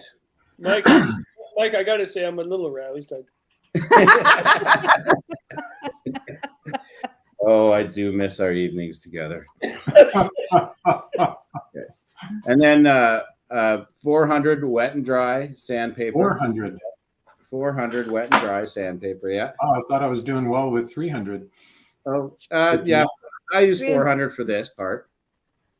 And it doesn't hurt to get the sandpaper a little bit wet when you start to, like, just to get a bit of oil. Like I when I'm doing a paddle, I usually dip the sandpaper in the oil as well, so it's wet when it touches down.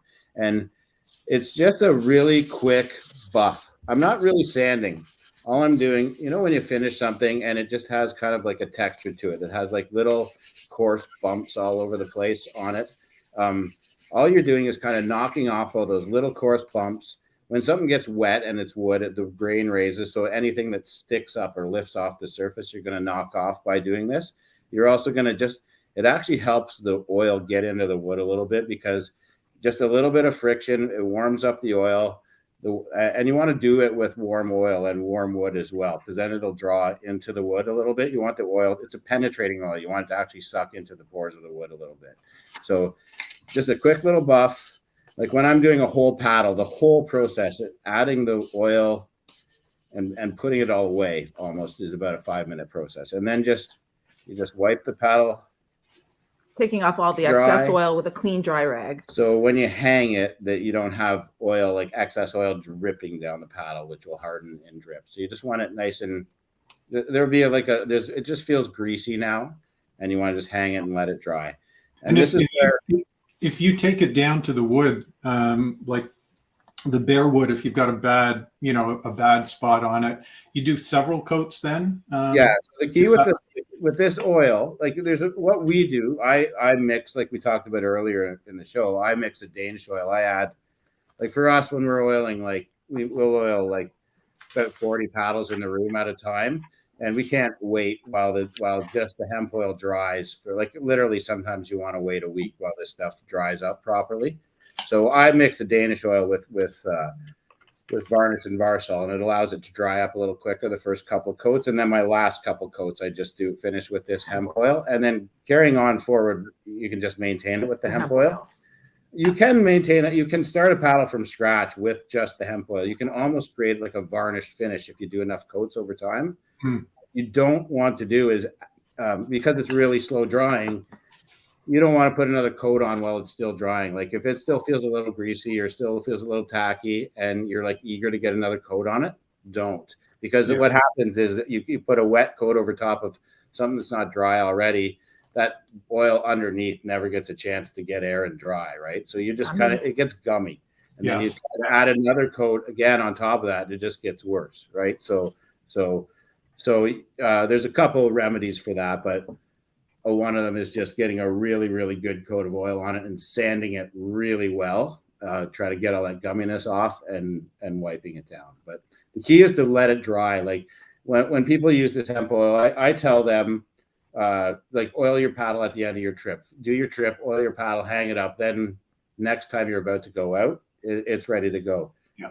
Do not oil it like the day before you're going to go on a trip, because you're not doing yourself any favors there. What about the end grain of the paddle? Is it advisable to get some like oil to really soak into the end grain? It can. Like we just tend to, like, I'll dip the end grain a little bit into in the first couple coats, just right into so it actually sucks in a bit. Yeah. So yeah, it's not a bad idea. Like if your paddle, a lot of times you go on a trip and it's just it's the end of your paddle that's all beat up and it chewed looks up, thirsty right? and dry. Right? And so what I'll do then is before I get it wet with the oil, I'll take some like 220 sandpaper and just sort of like clean up the whole thing on the tip. Just kind of smooth out all that bumpiness. Just get make it feel smooth again. And then you could actually just fill a little like margarine cup or something with some oil and leave it in there for a while to soak. Mm-hmm. People, you don't need to do it for long. I would say leave it there for half an hour, an hour. You're not going to gain any more by leaving it there like days or anything like that. But leaving it in there for half an hour will let it suck a bit of extra oil in. But if you do that, just remember this is really slow drying stuff, and it's going to take a little longer for that to dry as well, right? Because it's going to be saturated and really in the wood. So you don't want to be adding another coat for a good while after you do that. Okay.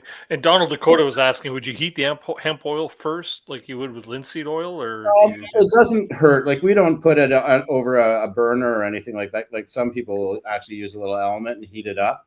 I like it to be we keep everything at a nice warm ambient room temperature, right? The oil and like, I don't like the paddles to go in and cold, right? We like everything to be at a nice temperature. Warm air and circulation of warm air is the best way for any finish to dry, whether it be varnish, oil, what have you. And to be honest with the heating, I haven't played around with it a ton, but I understand it. But I think well, for us, we have safety concerns in the shop about heating up oil and stuff like that. Sure. Right. We do have a lot of questions that have come up throughout the show. So if you don't mind, can we just do a really quick question and answer period there, just to knock off a few? Yeah, sure. Just before we do that, can I just say one thing about the hemp oil as well, with it being like biodegradable and everything? Kevin, this one is for you and any fishermen out there. I've heard through my hemp contacts that if you rub a little bit, sometimes they rub some WD-40 or something on a lure to help mask the smell, the scent of, that kind of thing when they put the lure in. Terrible thing to do, WD-40 in the lakes and that. But using our hemp oil is actually seems to be a great way to mask. No, wait. First of all, it's not fishermen, it's anglers, for heaven's sake. My apologies. Okay. The other is by putting hemp oil on a lure, putting it in the water. It's like my dad did. He put lime in the water to kill the fish and float them up. You're getting them all high with hemp, and then you pick them all up. That's called. No, they actually use hemp to feed or to catch carp and stuff like that. Like if you put hemp seed out into a bird feeder, that stuff will go first before many things go. And that's a given. Everybody, you try it and you let us know if it works, and then Kevin can do it. Right. If you put hemp oil on a fish hook, won't they slip off? Well, not if I'm catching them right on. They keep just sucking on that hook because they love the taste so much. This whole conversation is just messed up. You know what? Swifty paddle, it's all your fault. I agree. Here you go. Here he goes. Passing blame again. Okay, another question here. Where did it go? Right here. Nope, that's not it. Right here. Here it is. Okay, if I wanted to remove urethane or varnish, so he can oil his paddle, stripper or sand? Good question. I'd probably say stripper though. Yeah. Sanding, even on the blade shape machines and that we everything. use, right? It just gums up sandpaper so quickly, and to do a whole paddle, you just it would take a really, really long time. So stripping it properly would be the best way to go. Yeah. I've seen people on axe handles that if you're rehanging an axe head, they scrape the varnish off. Is that advisable? It can be done. It'd be hard to do on the surface of a paddle. It'd be hard to do like inside where the ridge is on on an inside contour like that. So like there are actual scrapers that are shaped appropriately for doing that, but I think that the stripper would cause less damage to the wood. Like you wouldn't be changing any of the blade shape, taking off a little bit too much wood when you were just only trying to take off varnish or something like that.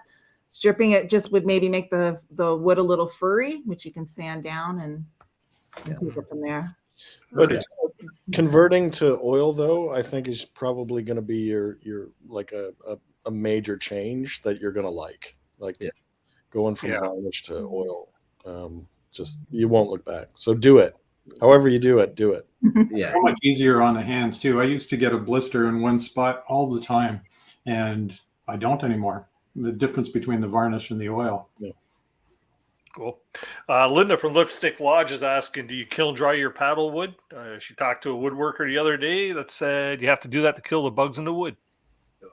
Our wood is kiln dried. Yeah. I mean, I do occasionally cut a tree myself and we have air dried some wood, but that's like I get 3 paddles out of that, right? Something like that. So like when we buy lumber from a source in southern Ontario, but they do, it is all kiln dried. Okay, cool. Mustang 774 is asking, how long does it take to make one paddle? First paddle took a lot longer than now. I bet. It's a process. So I don't want to let on all my secrets, but there's hours of work in every one of our paddles, and a lot of it has to do with just like there's just certain details that we do that you just can't do like mass production wise. Like most paddle companies have a big dip tank or some sort of spray system for their finish, and ours is like literally somebody dipping a rag like this into a pot of oil and applying it by hand and hand rubbing everything. And doing that 3 to 4 times before a paddle ships out. Like our paddles are actually like, I've been in other paddle shops and not too many people actually like get a piece of hand sandpaper and sand every paddle before it goes in the finishing room. There's a big buffing wheel or something, that's a machine you pass it through. So there is a lot more process in our paddles. But that being said, like we've got a fairly efficient system for doing it. So like we can make a little more volume than we used to be able to in the new shop that we're in now. Cool. Yeah. Okay. Norma Lynn's asking, do you have any retailers or dealers in the Manitoba area? Not Manitoba. Not really. No, not that. Like with close. We're strong. Like we have a dealer in Saskatoon, Classic Outdoors, and then out west, like Kettle River Canoes in BC. Yeah, so our paddles are deep water paddles, right? Like most of our blades are 28, 29 inches long, and they're do a lot of rivers that away. So we find that our paddle, it is a little bit regional, where people, like we are in Ontario, we're near Algonquin Park, we've got a lot of deep lakes. It's amazing when I go down to Canoecopia, I spend like what we think is a normal, like an otter tail paddle is a normal paddle for all of us sitting around here. Yeah. And I spend my whole, like, what's that thing? Like in Wisconsin, like what they're used to is like to us they look like pizza peels, right? They're like these big wide short things, like all these pieces of wood glued up together. It's just but it's a regional thing. Like they're in an area where you have more rivers, you have shorter, wider bladed paddles, you have different style of, like, it's appropriate to the geography that you're dealing with, right? So yeah.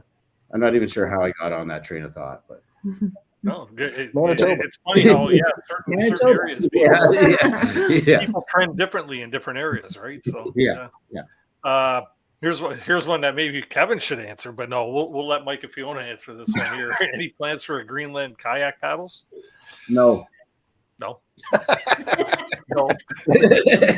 That's a really easy answer. Yeah, no, I've like I said, when we first, I owned like 50 paddles before I ever made a canoe paddle. Like I'm a canoeist. I'm not a Greenland kayaker, and we know what we like in a canoe paddle, and there's like a lot of intricacies, right? And Greenland kayakers are passionate and fickle folks. They really know what they like, and they'll tell you if it's wrong, and they've got a lot of terms that I don't use in my regular life, and there's a lot of people that make good Greenland kayak paddles. So we're into canoe paddles. Yeah. Cool. Good answer. Yeah. Yep. Specialize in what you're good at, right? Let's see here. A couple of little storytelling questions here. Can you share a story about the best custom order you've had? There's so many. Like, I don't know. I like doing, like, there's so many different challenges. Every time one comes up, I like being able to do them. I think the most recent one that we've enjoyed this month would be the Ranger paddle. The retiring Ranger, and one of the offices comes to us, and we take a Ranger badge, an actual Ranger badge, and we inlay it into the canoe paddle. Oh, wow. And, send that on to them for their retirement gift.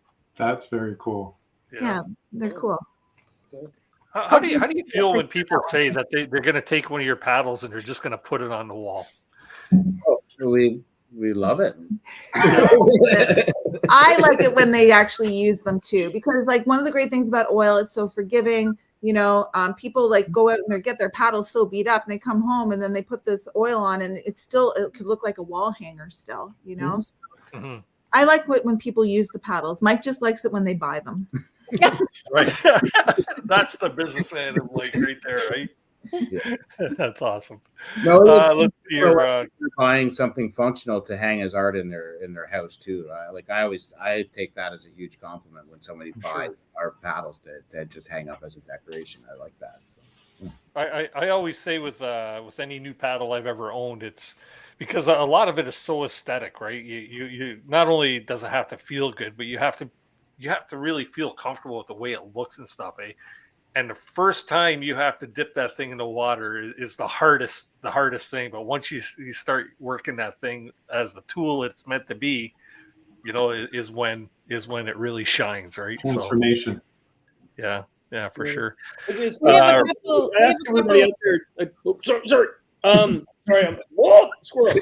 But the cool thing is, we all name our canoes, but the paddle is being used more than the canoe. The paddle to me is more personal than the canoe.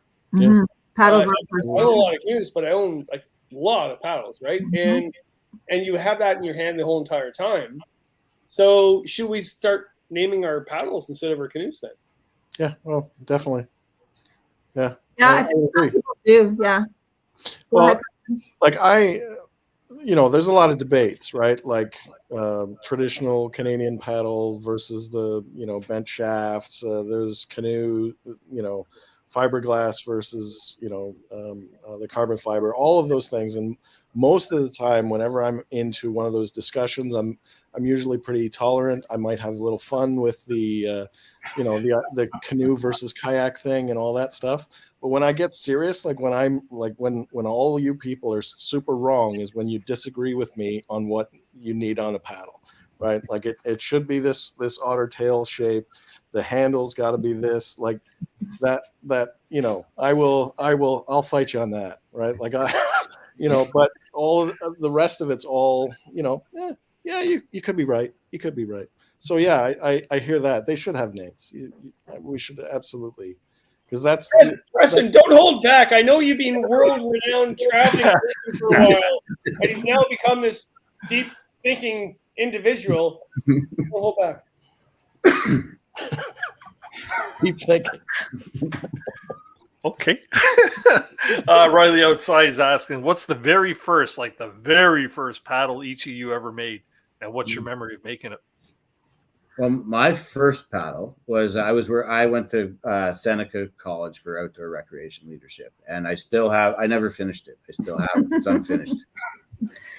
My first paddle I made with my dad is very embarrassing. I still have it. I painted on it, but it's like very, like, it doesn't even look like it was routered. It just looked like it was cut into a paddle shape, and then the sides, like the edges, sanded just a little bit. So, and I think it had a square bottom too. Okay. Anybody else on panel ever tried to make their own paddle? No, we got to go back to Mike. No, Matt. No, Mike. You never finished the paddle in your outdoor ed program, and you made a paddle. What was that paddle? Go get it. It's in the shed over there, probably. Actually, I probably could go get that. Yeah. Nice work, why don't you, Callan? Come on. Well, Boy, talk about going into the Russian. Kevin just wants to know how Mike passed the course without finishing his paddle. I think he did a really cool binder on leaf identification. Ah. A students always work for C students. Here, this one here is maybe somebody on panel could answer this while Mike's gone.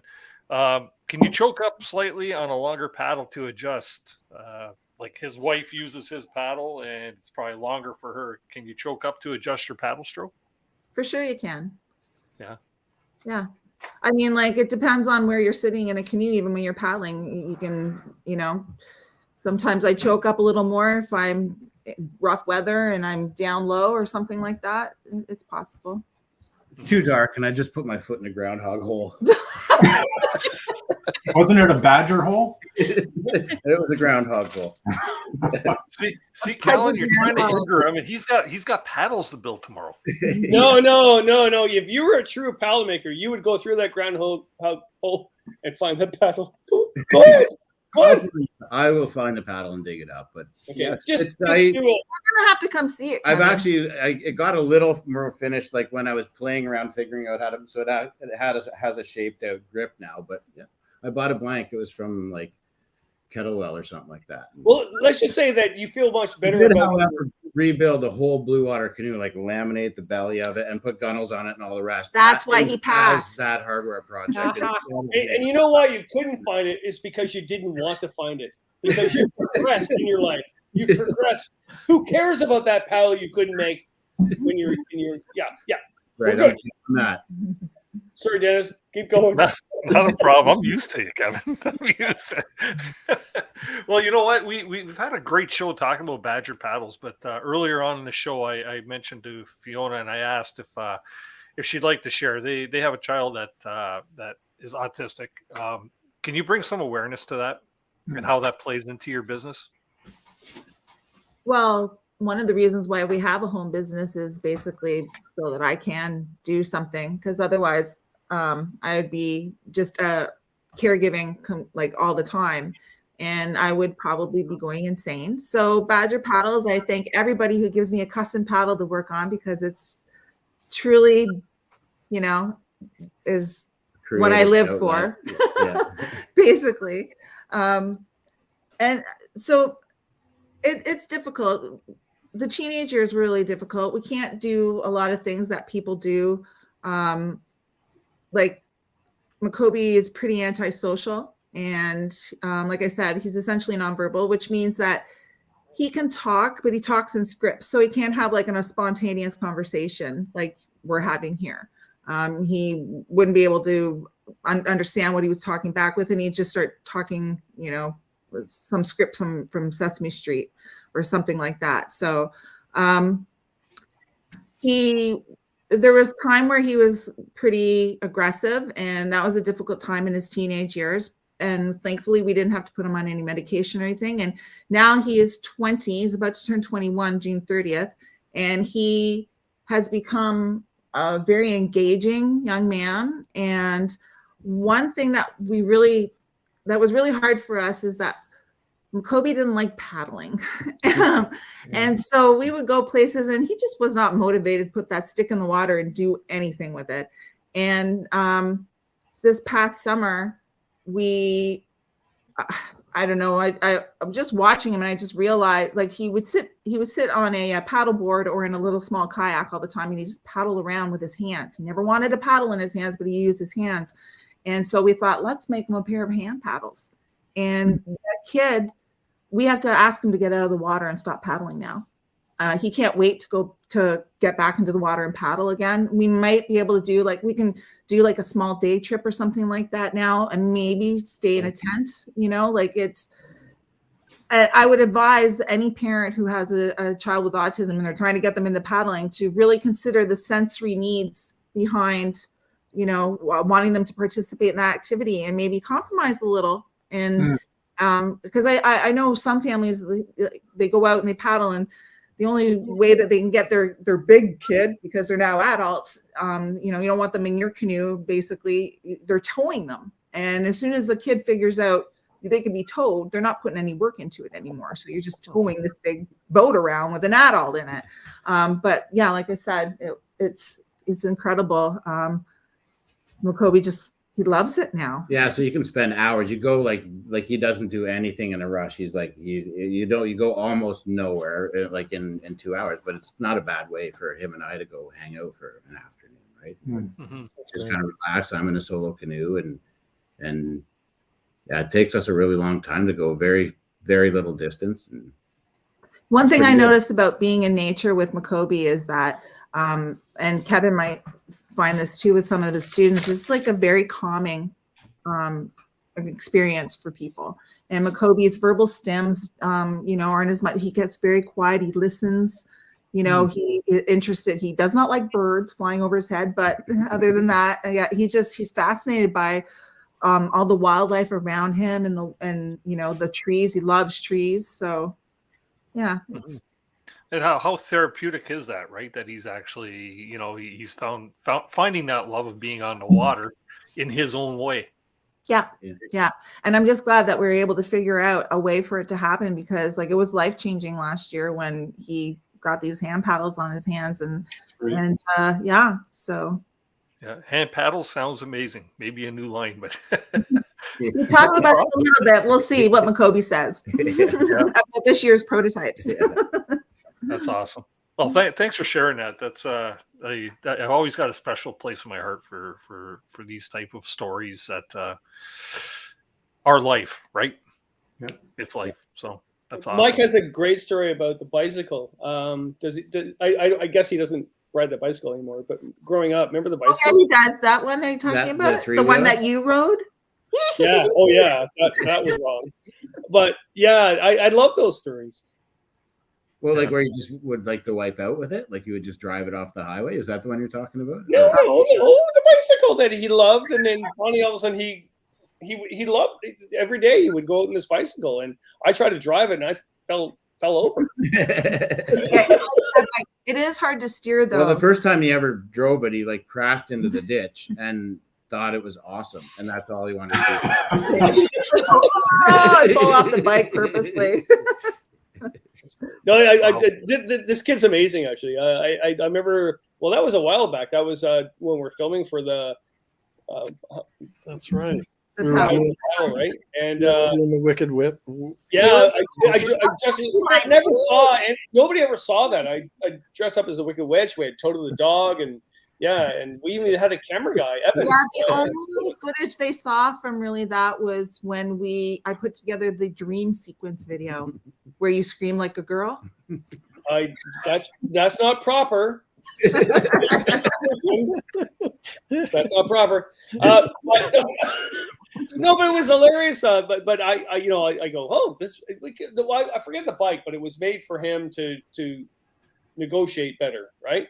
And he was like, whoa, here we go. And then I got on it, and he just looked at me and go, you're an idiot. That's funny. Anyway, well, sorry. you know what, everybody? I think we've had a fantastic night learning a lot more about Badger paddles. Mike, Fiona, thanks very much for coming on. Thank you for your channel support as well. It's greatly appreciated. Thanks for having us. If there's ever anything I can do for you guys too, it goes hand in hand. So just keep that in mind as well. To our extra guests, Andrea, the Portage Queen, thanks very much for joining in. Thank you for having me. For sure. I'm sure it won't be the last time. Swifty paddler with the best hat in the world. Ron, thanks very much. Preston, same to you, and Kevin as well. Thank you very much for popping in tonight. I'm just going to drop you all down into the green room so we can finish up the show here. And please stick around for a few minutes so we can finish our chat and have some fun, maybe tip a beer or something. Talk to you all in a moment. A lot of clicking. Oh, wait, I got rid of them, and I didn't want to get rid of them. Yeah, you too. Thank you very much once again. I'm looking so forward to getting that paddle and putting it to some great use this summer. I have a few things planned, and I'm looking so forward to it. So I have a second paddle here, but I didn't show it tonight because I thought you might want to unveil it on your show on another night. For sure. Yeah, when that comes in, it's full screen. Full screen. Thanks very much again, guys. And for anybody, actually, we should cover this really quick too. For anybody that might be looking for information on Badger paddles, what's the best way for them to find you through social media? I'm most active on Instagram, a little bit on Facebook, sometimes on Twitter. Yeah, I'm going to say that one way to get a paddle, sometimes we get waiting lists and stuff like that, but one way to get on our radar is to buy a gift certificate, because then you bought it and we're obligated. Right. And your turnaround right now for custom paddles type of thing, because you do make to order type of thing. Well, we're getting into the time of year where I kind of tell people that it's not the best time of year for custom paddles, right? Like, so, right. You know, now till, you know, the end of July, it will take an order, but I won't make a promise on a timeline at this time of year. But I mean, usually we can turn a custom order around in about 3 to 4 weeks, something like that. It's hit and miss, right? Because if we happen to have a blank ready to go in that size, in that style that they've asked for, it can be like 2 weeks, you know, like it just, so it's hit and miss sometimes. Well, I guess we got to say it this way. Good things come to those who wait, right? That's right. Exactly. Awesome. Well, thank you very much once again, you two. I will see you in a few moments in the green room. All right. Cheers. Thanks, Well, I hope everybody enjoyed tonight's show with Badger Paddles, Mike and Fiona, and all the other great guests that just watching Swifty face it stretching. But yeah, hopefully everybody had a good time tonight. Enjoyed the show. By all means, if you are looking for a new paddle this year, give some consideration to Badger Paddles. A lot goes into it, and from everything I've ever heard, has always been good. So by all means, check them out. Just a quick reminder, we've only got a couple of episodes to go before the fourth season is going to be ending for us for this year until September. So by all means, stay in tune with our Facebook channel or Facebook page, Canoehounds Outdoor Adventure Show, to see what's coming down the pipe for the next couple of episodes. And we hope to see you next week. Anyways, I hope everybody enjoyed. Have a great week and keep the adventures alive. Have a great night, everyone.